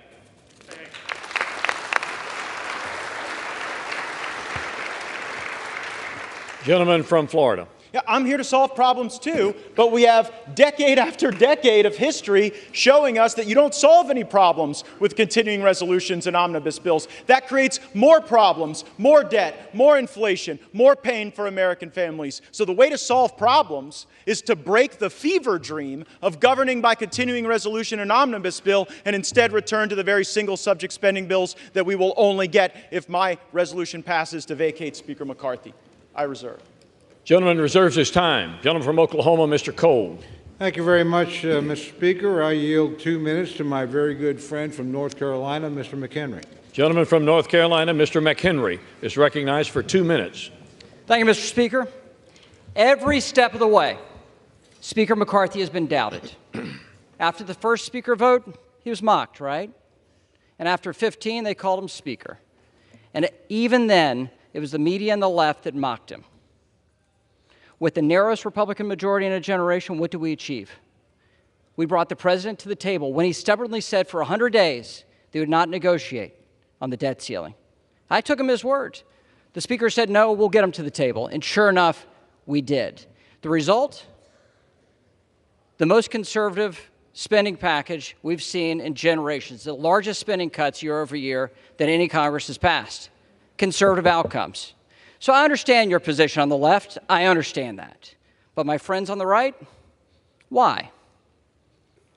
And then this past weekend, so I understand the frustration on the left at what happened on the continuing resolution. But why would we have conservatives object to that? Why will we have House members object to that? We rolled the Senate. We never roll the Senate as a House. Moreover, we never roll the Senate to get less spending, and we got it this weekend. So I understand why the left is mad. What I don't understand is why some Republicans think that that's a bad thing. The frustration for me today, I understand where the liberals are. I know you support the constitutional order, except in a moment like this when you are questioned on that. I understand that. You can't be counted on in a moment like this with the state of the speakership. But for Republicans, why will we give up a conservative working majority for better outcomes and hand the keys over to the Democrats? Why would we do that? And furthermore, with this record of success that we've seen Kevin McCarthy and a Republican majority produce in a Washington run by Democrats, we're going to throw that away, resulting in more liberal outcomes, not more conservative ones. So I understand why the left is where you are today. You don't like an effective conservative majority, and I don't blame you. But on the right, gentleman's time has expired. Gentleman from Florida. It is lovely to hear from the principal architect of Mr. McCarthy's debt limit deal, but here's the reality. The only Republicans in America who believe that the debt limit deal was conservative are in this chamber right now. Because all over America, Republicans think that when you negotiated that debt limit deal, they took your lunch money. I reserve. Gentleman reserves his time. Gentleman from Oklahoma, Mr. Cole. Thank you very much, Mr. Speaker. I yield 1.5 minutes to my very good friend from my home state, gentlelady Ms. Bice. Gentlelady from Oklahoma, Ms. Bice, is recognized for 1.5 minutes. Thank you, Mr. Speaker. I rise today in support of Speaker Kevin McCarthy. Under his leadership and a very small 5-seat majority, House Republicans have achieved, contrary to popular belief, numerous victories. We passed the Parents' Bill of Rights, the Lower Energy Costs Act to lower the cost of gasoline and restore American energy independence, the Fiscal Responsibility Act, which was one of the largest enacted cuts with enforceable spending caps in American history, and H.R. 2, the most conservative southern border security bill in history. All of this while fully funding our military and our nation's veterans. Let me be abundantly clear. Attempting to remove Speaker McCarthy will put this House in a stalemate and paralyze our ability to fight for our constituents and instead create a fight amongst one another. We have 43 days to restore fiscal responsibility and advance conservative appropriations priorities, which is exactly what my colleagues have asked for. Instead, we are threatening any House proceedings. This is an unnecessary distraction. Working together under the leadership of Speaker McCarthy is of the utmost importance. I stand and strongly support Kevin McCarthy for Speaker of the House, and I encourage my Republican colleagues to do the same. Thank you, and I yield. Mr. Cole continues to reserve his time. He has 7 minutes remaining. Mr. Gates controls 5 1/2 in this 1-hour debate. The gentleman from Florida is recognized. I'll reserve. Gentleman reserves. Gentleman from Oklahoma, Mr. Cole. Thank you very much, Mr. Speaker. I yield 2 minutes to my very good friend and our distinguished conference leader, Ms. Stefanik of New York. The gentlelady from New York, Ms. Stefanik, is recognized for 2 minutes. Anyone and everyone who knows Kevin McCarthy, whether they are friend or foe, knows that Kevin McCarthy is a happy warrior. He is tireless. He has that uniquely American grit. Under Kevin's speakership that lasted 15 rounds of him never giving up, this Republican majority has exceeded all expectations. We reopened the People's House. We passed the strongest border security bill in our nation's history. We passed an energy plan to unleash American energy dominance. We passed defense bills to support our troops. Under Kevin's leadership, he's brought hundreds and hundreds of bipartisan members of Congress to Israel, our greatest ally. He elected the most diverse class of Republicans ever, with the largest number of Republican women ever in American history. This boy from Bakersfield, he cares deeply about his constituents, his country, and the American people. And that includes each and every one of his colleagues. He's been to our districts, Gentlelady will toasted at our suspend. weddings, celebrated the birth of our children, and has cheered us when we haven't believed in ourselves, which is why the Republicans strongly support Speaker McCarthy and are proud he is our Speaker. And I yield back. Gentlelady, it was not the intent to cut the gentlelady off, except that we have too much chatter going on in the House chamber. Every member deserves to be heard.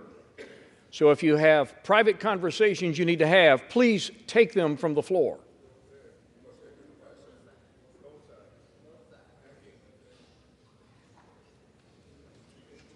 Gentlelady may continue. As I have said, this speaker has been to our districts. He has toasted at our weddings. He has celebrated the birth of our children, mourned the loss of our loved ones. Now more than ever, the Republicans must unify. The stakes are too high. We need to save our country, which is why this conference is proud to strongly support Kevin McCarthy as Speaker of the House. I yield back. Gentleman from Florida. I would just say, if this House of Representatives has exceeded all expectations, then we definitely need higher expectations. And while it's heartwarming and kind that the Speaker calls people on their birthday and visits their district and congratulates them on their children, please know this isn't a critique of the individual, it's a critique of the job. The job hasn't been done. We've had multiple contradictory promises, and it's just quite something. For those of you keeping track at home, the last 3 speakers you've heard opposing my resolution all voted for the debt deal. So, if you believe that the debt limit deal that Speaker McCarthy brought into law was a good thing, maybe you agree with their perspective. I think the debt limit deal was a terrible deal, and that's one of the reasons. It really was the original sin of the McCarthy speakership, and it's one of the reasons I seek to vacate the chair now. I reserve. Gentleman, time is reserved. Gentleman from Oklahoma, Mr. Cole. Thank you very much, Mr. Speaker. I yield 2 minutes to my very good friend from the great state of Louisiana, Mr. Graves. Gentleman from Louisiana, Mr. Graves, is recognized for 2 minutes. Thank you, Mr. Speaker. I want to thank the gentleman from Oklahoma for yielding. Mr. Speaker, we've been here for 8 months with one of the tightest majorities in modern history. Yet look at the accomplishments of this majority, this conservative majority, with the majority of Republicans voting for the strongest border security in my lifetime, fighting against this incomprehensible energy policy that's driving up energy costs 40%, utility and gasoline payments, pushing Americans into energy poverty. We passed legislation to unleash America's energy resources, pushing back this administration's brainless policies on energy. We've passed legislation to pull back, to stop spending $4.8 trillion that I want to make note. My friends that are carrying this motion to vacate opposed. We've passed legislation to streamline regulations, permitting, environmental laws for the first time in 40 years. Again, my friends here opposed. We strengthened work requirements for welfare to get people back into the workforce. Again, my friends over here opposed. I keep wondering, what is going on? Are we redefining what conservative is? What's going on in this country today? What's going on in this body? Where you have Freedom Works, Heritage, Chip Roy, and Jim Jordan say something's conservative, and these folks say it's not, and they're right. And all of a sudden, my phone keeps sending text messages. Text messages saying, hey, give me money. Oh, look at that. Oh, look, give me money. I filed the motion to vacate. Using official actions to raise money. It's disgusting. It's what's disgusting about Washington. Mr. Speaker, we've watched as these folks right here that have brought up this motion to vacate have refused to pay our military service members, refused to pay them. I want to quote my delegation member, my senator from Louisiana, John Kennedy. If we're not going to pay our service members, if they're not going to be there to protect us, next time someone invades America, call a crackhead. Let me know how that works out for you. Yield the gentleman another 30 seconds. Gentleman is recognized for an additional 30 seconds. Mr. Speaker, I've heard people talk about bad faith here. I've heard them make reference to this January agreement. My friends from Arizona, Virginia, and Florida. Let me be crystal clear. Not a single one of them were in the room. You know what? The Speaker didn't meet the targets of that January agreement. He exceeded them. The greatest savings in American history. The greatest savings in American history. Mr. Speaker, this isn't about fundraising. This is about our country. It's about our children and our grandchildren. We need to stand behind the slimmest 30 majority. seconds. We need to stand behind the greatest speaker in modern history that has delivered the best conservative wins for this country. I yield back.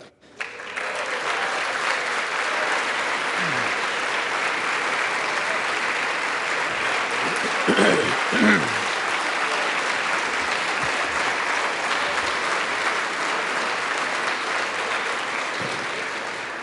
gentleman from Florida.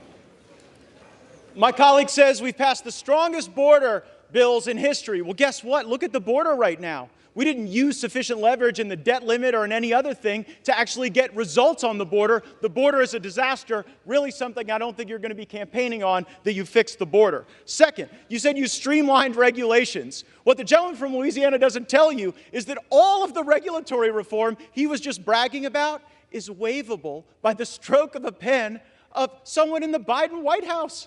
Do you really think you've got anything for that? It's a total joke. And then finally, the welfare to work that the gentleman from Louisiana said we got. The welfare programs that they said that they streamlined with their welfare to work stuff, they're actually going to grow. Because while they did work requirements, they blew out those programs with expanded eligibility. I'm real glad you guys didn't put work requirements on Medicaid. It probably would have resulted in Medicaid expansion.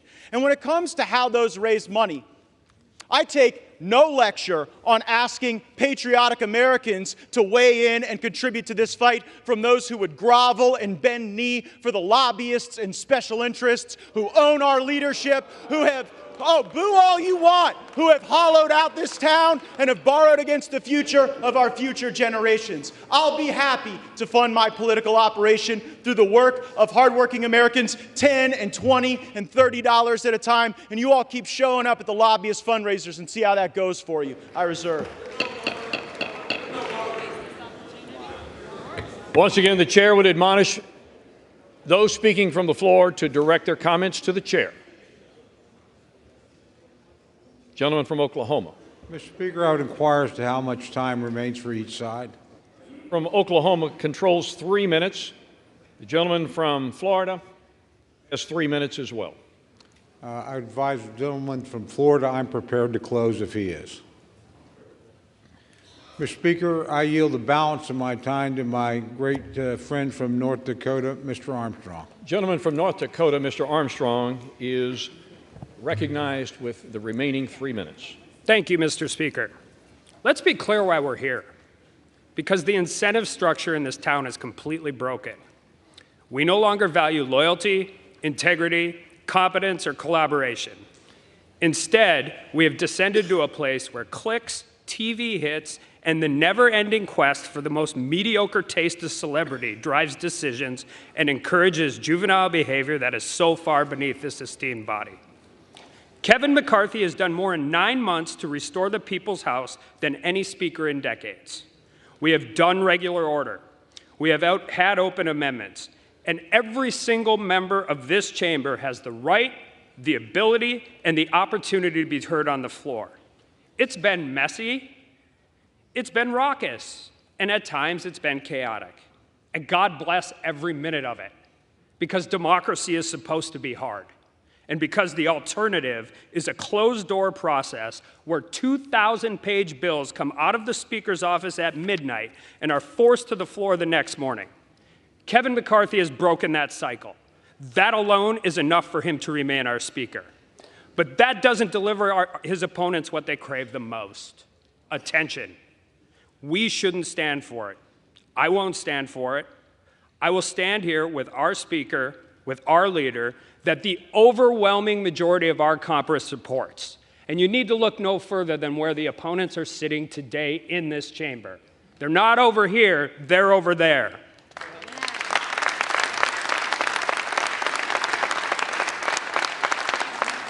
So we're going to face these challenges together, and I say bring whatever comes next, because we believe in the job you have done, Mr. Speaker. We believe in your vision. And most importantly, we are proud to call Kevin McCarthy our friend and our Speaker of the House. And with that, I yield back.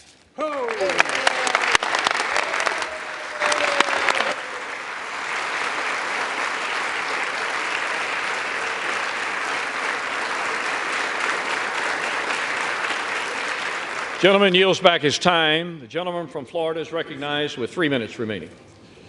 To be clear, I tried to get one of the 3 podiums on the Republican side, and y'all wouldn't let me have them, so you sent me over here. But you know what? I'll make this argument at any desk in this building, from the well, from the chair. I'll make it on every street corner in this country that Washington must change. We have to break the cycle. We have to break the fever. And I would hope, truly, that the reforms that we are fighting for are reforms that would last and be embraced and that would democratize power in this institution beyond the privileged few who back us up against shutdown politics and Christmases and deadlines in order to achieve their objectives. Mr. Speaker, high inflation is on the verge of bankrupting American families. Our economy is breaking in half. A typical American family can't afford to buy a house in 99% of U.S. counties. Inflation is stealing more than $700 a month from working Americans, nearly $9,000 a year. Kevin McCarthy is the Speaker of the House of Representatives, and he has failed to take a stand where it matters. So if he won't, I will. I make no apologies for defending the right of every hardworking American to afford a decent life for themselves and their families, and we have a greater opportunity to do that and to build coalitions under new leadership. We have to rip off the Band-Aid. We have to get back on a better course. And Mr. Speaker, I don't know how this vote's going to go. Usually when a vote comes to this floor, it's pretty predetermined. And this one, I'm not so sure. But I am sure that we've made the right argument, that this place deserves single-subject spending bills, that we should have 72 hours to read a bill, that something that spends more than $100 million shouldn't be put on the suspension agenda such that we can't amend it, and there shouldn't be secret side deals made on a continuing resolution to lump Ukraine in with border security. That is not right for Ukraine or border security, because it fails to give either of those issues the dignity that they would require. But we can return that dignity to this House. We can get back on a better path. We can have single subject appropriations bills. We can set a budget top line. We haven't had a budget in this place since I was in high school. So let's get a budget. Let's get our act together. Let's get on with it. Let's vacate the chair, and let's get a better speaker. I yield back. Gentleman yields back his time. All time for debate has expired. Without objection, the previous question is ordered on the resolution. The question is on adoption of the resolution. Those in favor say aye. Aye. Those opposed, no. No. The noes have it. The resolution is, gentleman from Florida. I'd request the yeas and nays. The yeas and nays are requested. Those favoring a vote by the yeas and nays will rise. A sufficient number having risen, the yeas and nays are ordered. Pursuant to Clause 3 of Rule 20, the chair directs the clerk to conduct the vote by a call of the roll. The clerk will call the roll alphabetically by surname.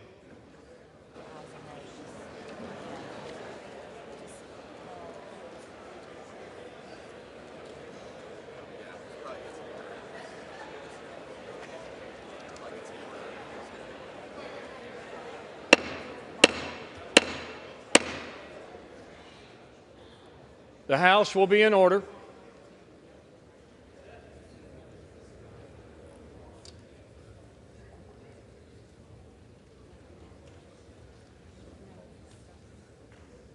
The clerk may call the roll. Adams. Yay. Adderholt. Nay. Aguilar. Yay. Alford. No. Nay. Allen. No. Nay. Allred. Yay. Amadei. No. Nay. Armstrong. No. No. Arrington. Nay. Auchincloss. Yay. Babin. Nay. Bacon. Nay. Baird. Nay. Balderson. Nay. Ballant. Yay. Banks. Banks. Barr. Nay. Barragan.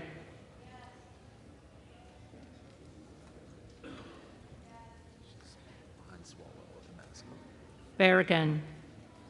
Yay. Bean of Florida. Nay. Beatty. Yay.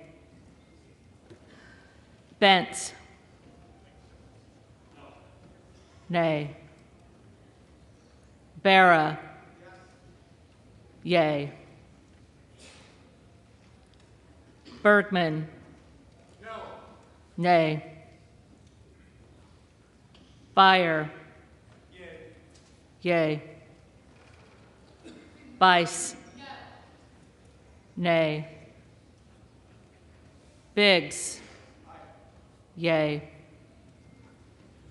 Bilirakis. Nay. Bishop of Georgia. Yes. Yay. Bishop of North Carolina.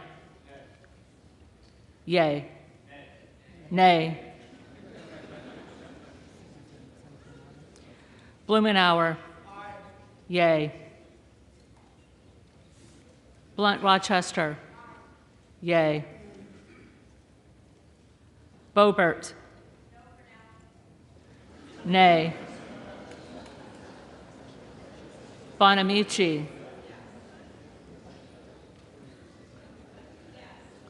Yay. Bost. Nay. Bowman. Yay. Boyle of Pennsylvania. Yay. Burkeen. Nay. Brown. Yay. Brownlee. Yay. Buchanan. Nay.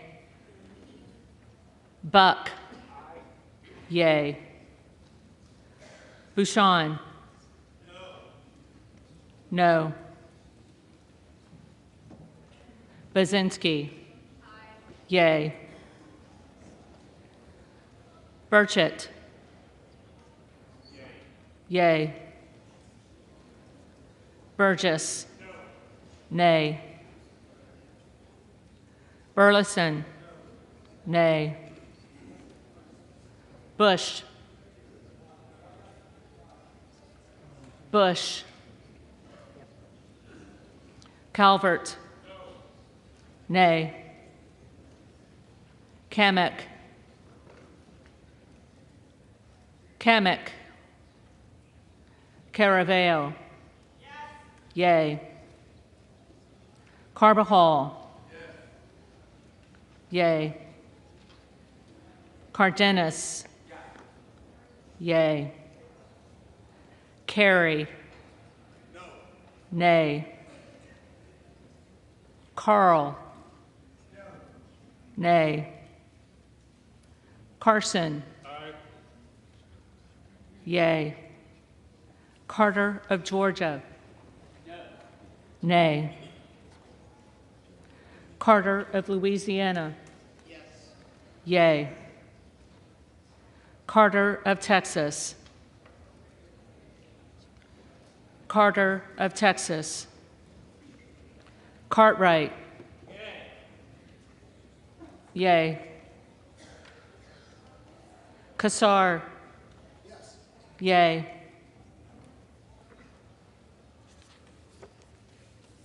Case. Yay. Caston. Yay. Castor of Florida. Yay.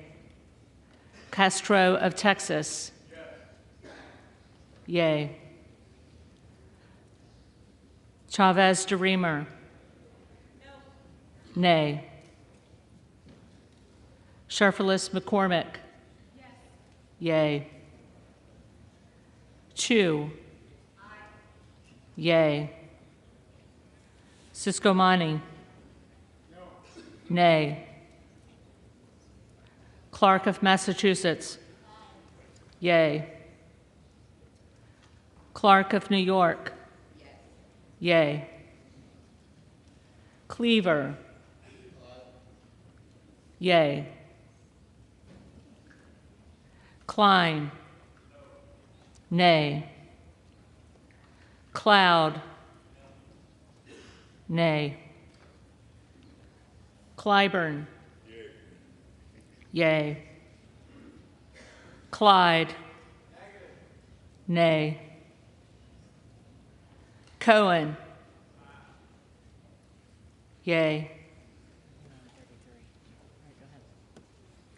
Cole. Nay. Collins. Nay. Comer. Nay. Connolly. Yay. Correa. Yay. Costa. Yay. Courtney.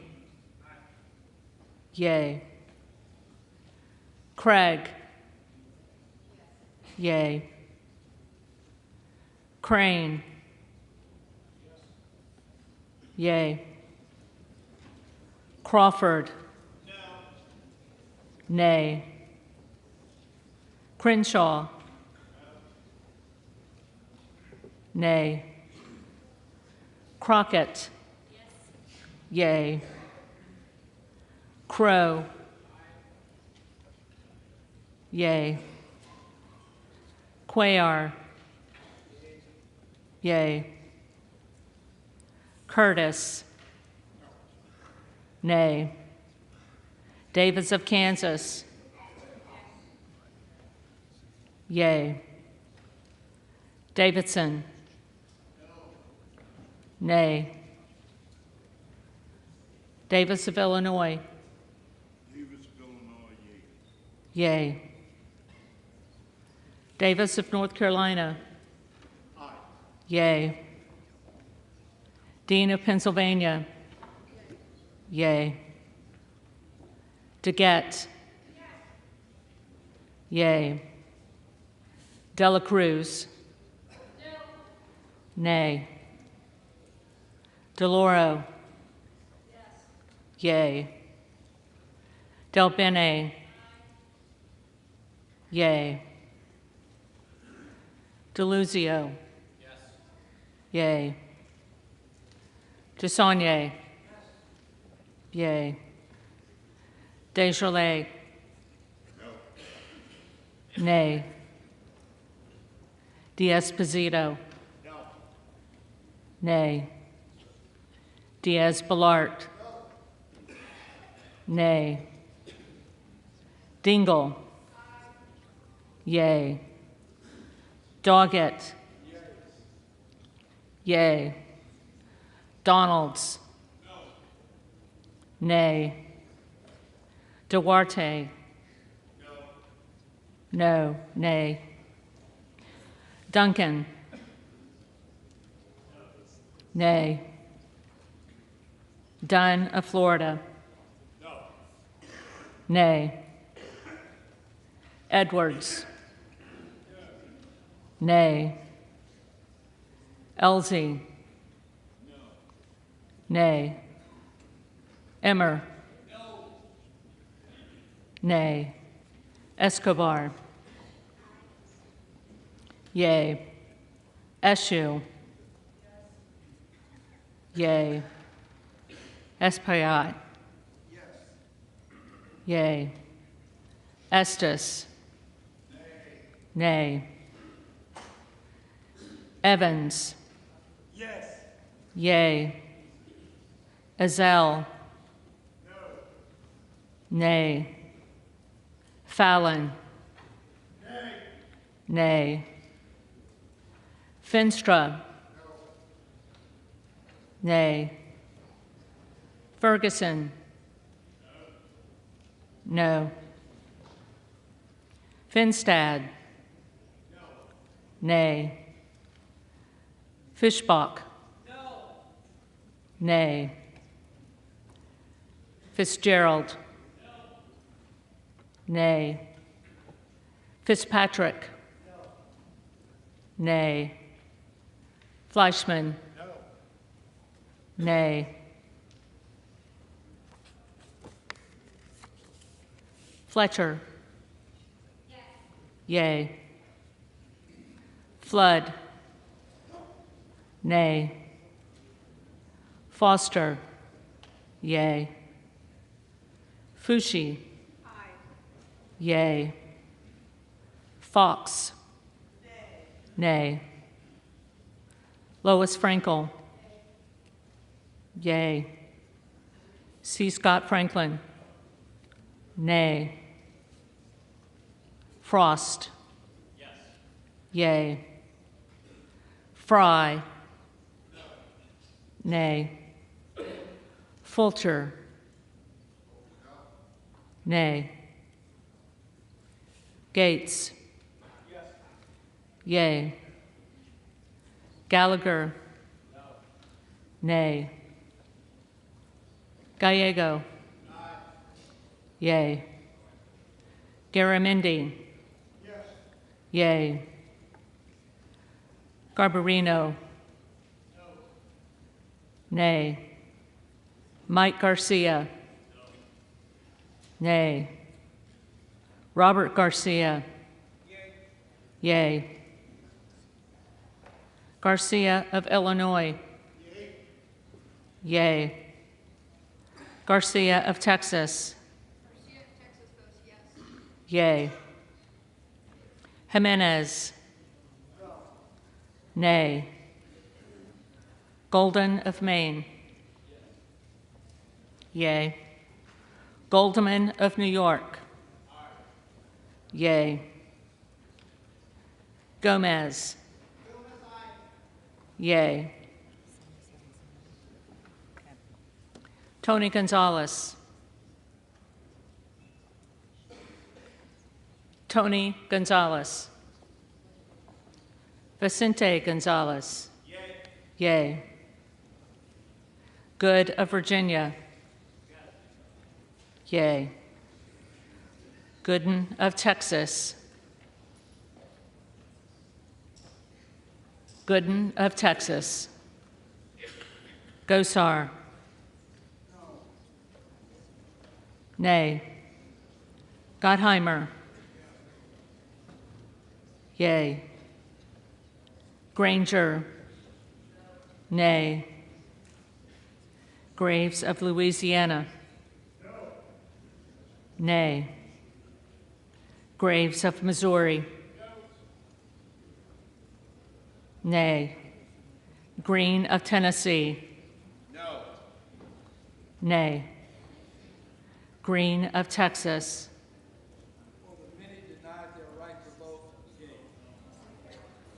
Yea. Green of Georgia. Nay. Griffith. Nay. Grijalva. Yea. Grothman. Nay. Guest. Nay. Guthrie. Nay. Hageman. No. Harder of California. Yea. Harris. Nay. Harshbarger.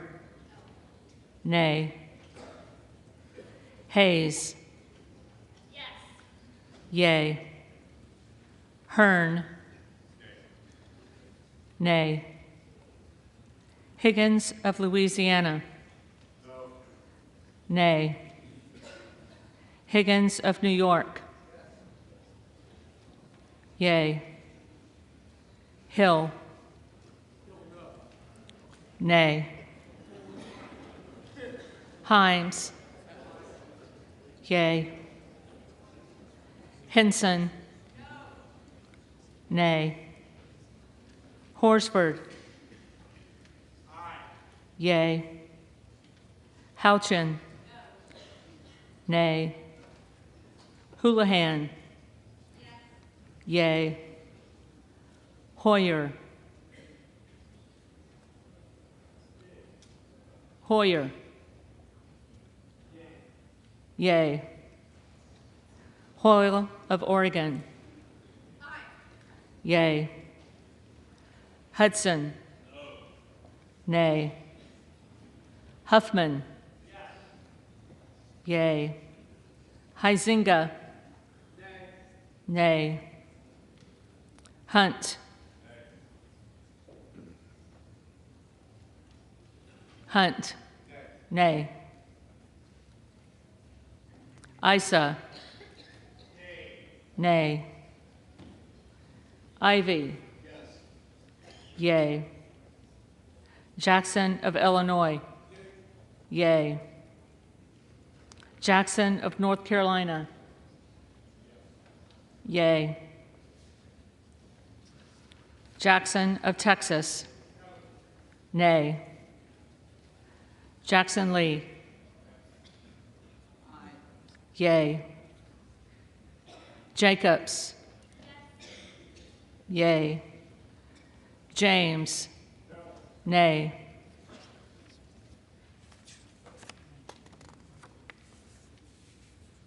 Jayapal.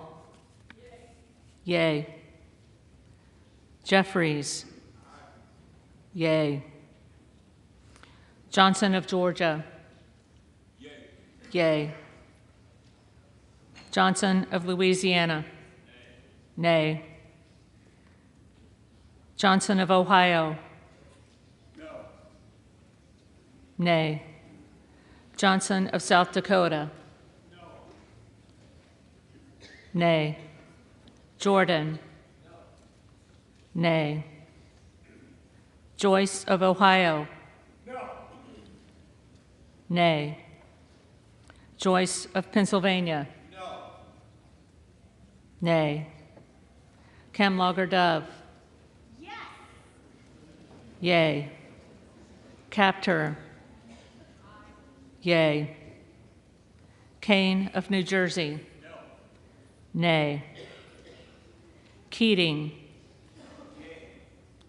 Yay. Kelly of Illinois. Yay. Kelly of Mississippi. Nay. Kelly of Pennsylvania. Absolutely not. Nay. Kana. Yay. Kiggins of Virginia. Nay. Kildee. Yay. Kiley. Nay. Kilmer. Yay. Kim of California. Nay. Kim of New Jersey. Yay. Krishnamurthy. Yay. Custer. Yay. Kustoff. Nay. LaHood. Nay. LaLota. Nay. LaMalfa. Nay. Lamborn.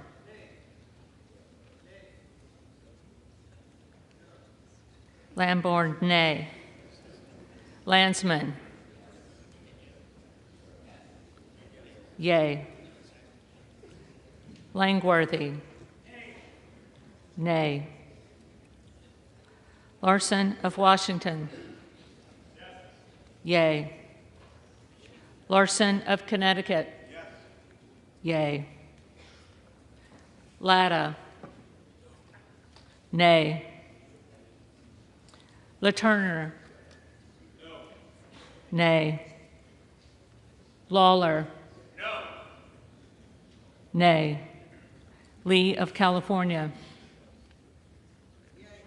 Yay. Lee of Florida. Nay. Lee of Nevada. Yay. Lee of Pennsylvania. Yay. Ledger Fernandez. Yay. Lesko. Nay. Letlow. Nay. Levin. Yay. Liu. Yay. Lofgren. Yay. Loudermilk. Nay. Lucas. Nay. Lutkemeyer. Nay. Luna. Luna. Luttrell. Nay. Lynch. Yay. Mace. Yay. Magaziner. Yay. Maliotakis. Nay. Man. Nay. Manning. Yay. Massey. Nay. Mast. Nay. Matsui. Yay. McBath. Yay. McCall. Nay. McLean. Nay. McClellan. Yay. McClintock. Nay. McCullum. Yay.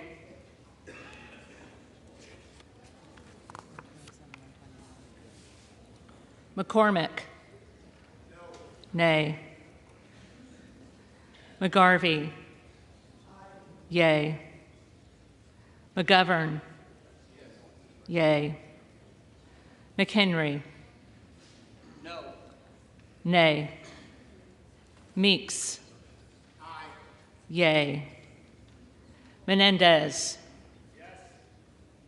Yay. Ming. Yay. Muser. Nay. Mfume. Yay. Miller of Illinois. Nay. Miller of Ohio. Nay. Miller of West Virginia. Nay.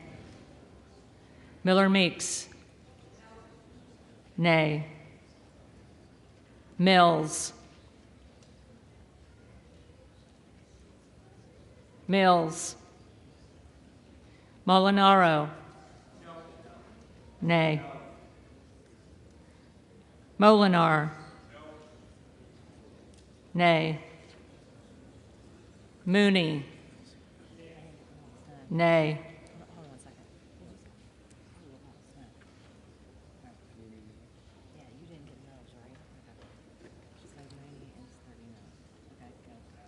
Moore of Alabama. Nay. Moore of Utah. Nay. Moore of Wisconsin. Yay. Moran. Nay. Morelli. Yay. Moskowitz. Yay. Moulton. Yay. Mervan. Yay. Mullen. Yay. Murphy. Nay. Nadler. Yay. Napolitano. Yay. Neal. Yay. Neguse. Yay. Nels. Nay. Newhouse. Nay. Nickel. Yay. Norcross. Yay. Norman. Nay. None of Iowa. Nay. Obernolte. Nay. Ocasio-Cortez. Yay. Ogles. Nay. Omar. Yay.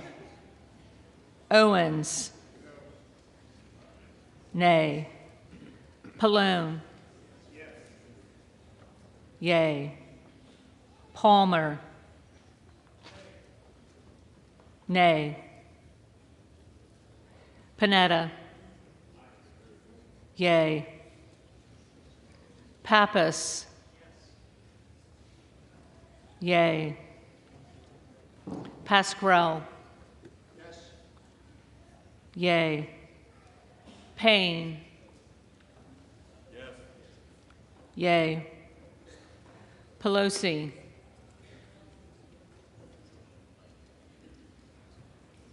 Pelosi.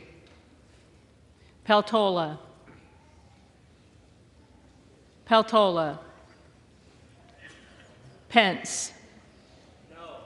Nay. Perez. Yay. Perry. Nay. Peters. Yay. Pedersen. Yay. Pfluger. Nay. Phillips. Yay. Pingree. Yay. Pocan. Yay. Porter. Yay. Posey. Nay. Presley. Yay. Quigley. Yay. Ramirez. Yay. Raskin. Yay. Reschenthaler. Nay. Rogers of Washington. Nay. Rogers of Alabama. Nay. Rogers of Kentucky. Nay. Rose. Nay. Rosendale. Yay. Ross. Yay. Rouser. Nay. Roy. Nay. Ruiz. Yay. Rupersberger. Yay. Rutherford. Nay. Ryan. Yay. Salazar. Nay. Salinas. Yay. Sanchez. Yay. Santos. Nay. Sarbanes. Yay. Scalise. Nay. Scanlon. Yay. Schakowsky. Yay. Schiff. Yay. Snyder. Yay. Skolton. Yay. Schreier. Yay. Schweikert. Nay. Austin Scott. Nay. David Scott. Yay. Scott of Virginia. Yay. Self. Nay. Sessions. Nay. Sewell. Yay. Sherman. Yay. Sherrill. Yay. Simpson. Nay. Slotkin. Yay. Smith of Missouri.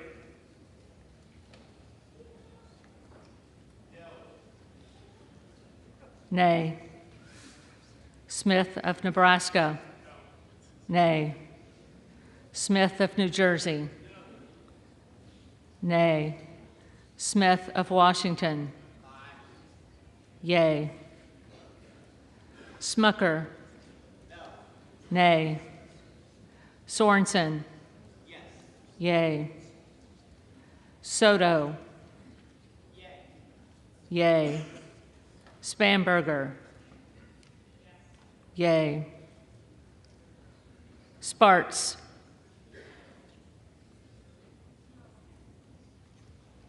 Nay. Stansberry. Yay.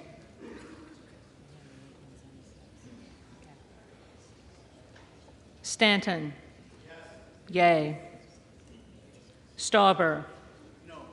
Nay. Steele. No. Stefanik. Nay. Style. Nay. Stubbe. Nay. Stevens. Yay. Strickland. Yay. Strong. Nay. Swalwell. Yay. Sykes. Sykes. Takano. Yay. Tenney. Nay. Tanadar.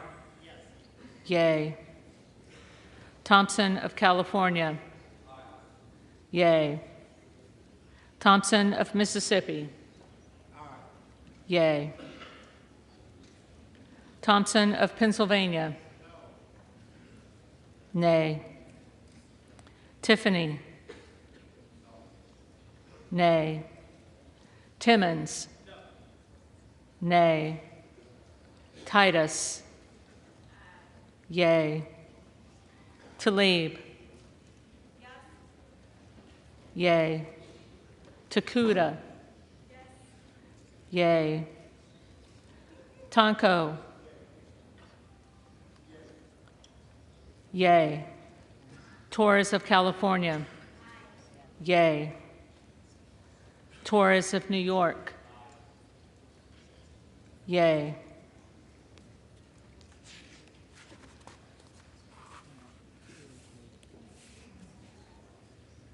Trahan. Yay. Trone. Yay. Turner. Nay. Underwood.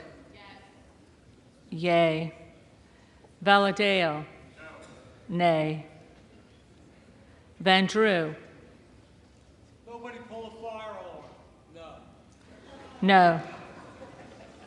Van Dyne. Nay. Van Orden. No. Nay. Vargas.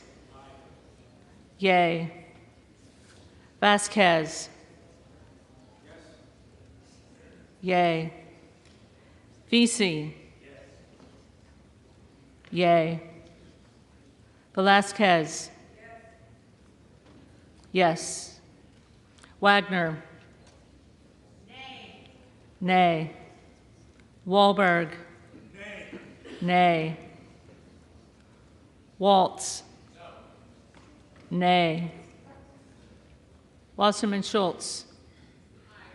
Yay. Waters. Yay. Watson Coleman. Yay. Weber of Texas. Nay. Webster of Florida. Nay. Winstrup. Nay. Westerman. Nay. Wexton. Yay. Wild. Yay.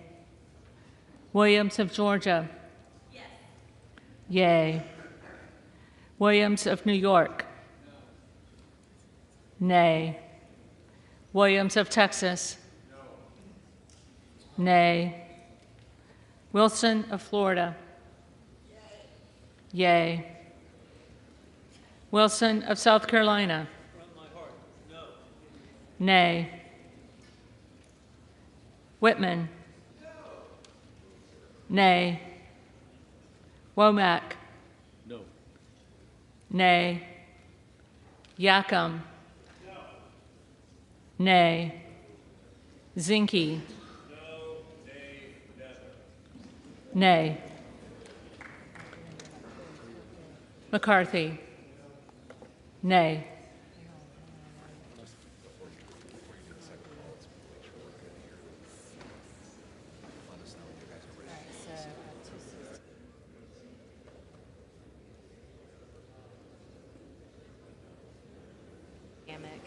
Carter of Texas. I have Tony Gonzalez. I have Gooden of Texas. I have Luna. I have McCarthy. I have Mills. I have Pelosi. I have Patel. And then I have Sykes. Okay, so Ready to move? now I've got to go through these. Are you good?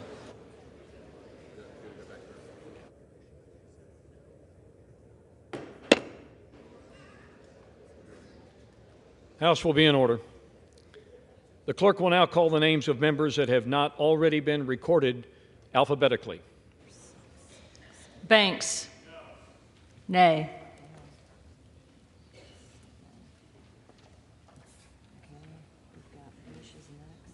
Bush.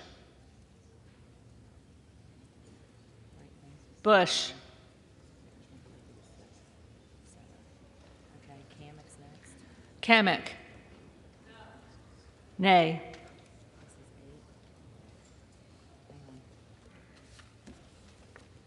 Okay, I've got Carter of Texas next.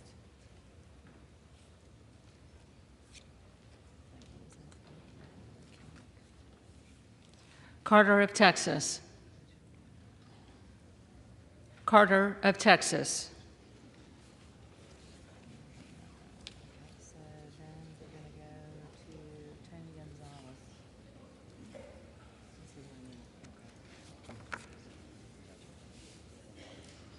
Tony Gonzalez. Nay.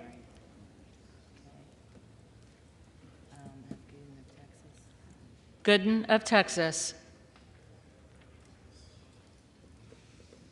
Gooden of Texas.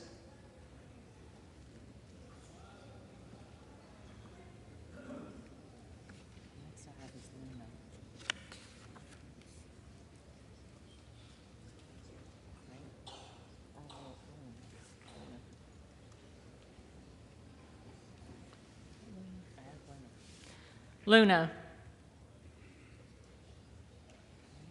Luna.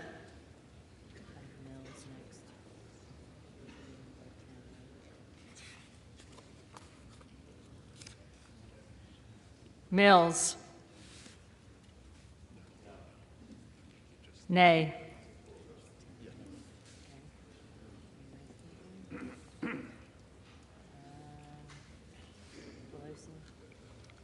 Pelosi. Pelosi.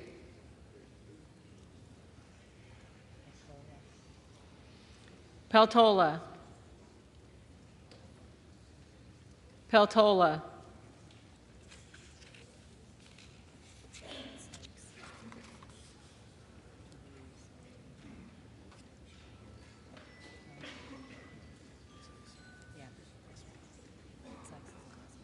Sykes. Sykes.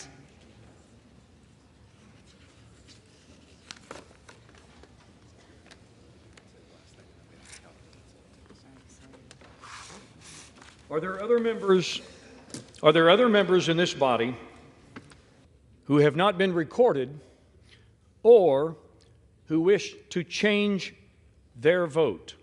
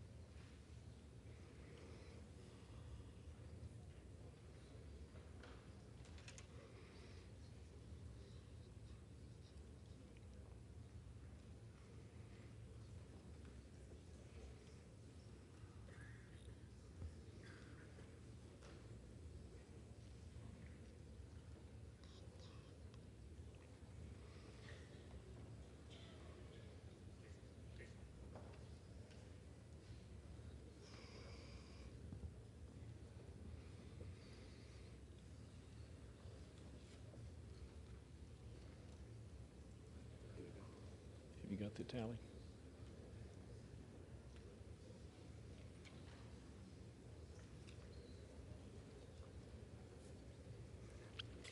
On this vote, the yeas are 216, the nays are 210.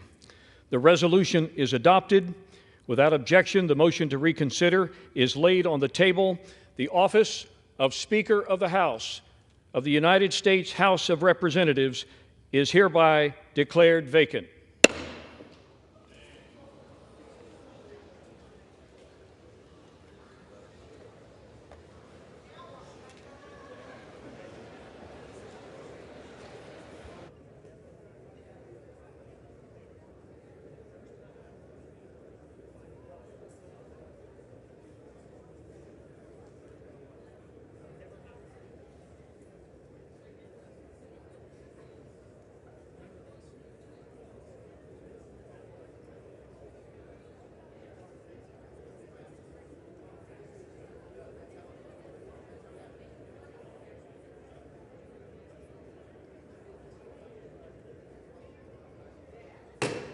House will come to order. The chair lays before the House a communication. The Honorable the Speaker, House of Representatives, sir. This is to notify you that the first name on the letter received by the clerk pursuant to Clause 8B, 3B of Rule 1 is the Honorable Patrick T. McHenry of North Carolina. Signed sincerely, Kevin F. McCumber, Acting Clerk. Pursuant to Clause 8B3 of Rule 1, I'll now act as Speaker pro tem. The Chair will inform the members of the House the following. The office of the Speaker was rendered vacant pursuant to the adoption of House Resolution 757. Upon a vacancy in the office of Speaker, Clause 8B3 of Rule 1 provides that the next member on a list submitted by the Speaker, pursuant to the rule, acts as Speaker pro tem until the election of a new Speaker, and bestows the authorities of the office of Speaker upon the Speaker pro tem to the extent necessary and appropriate to that end. In the opinion of the Chair, prior to proceeding to the election of a Speaker, it would be prudent to first recess for the relative caucus and conferences to meet and discuss the path forward. Accordingly, pursuant to Clause 12A of Rule 1, the Chair declares the House in recess subject to the call of the Chair.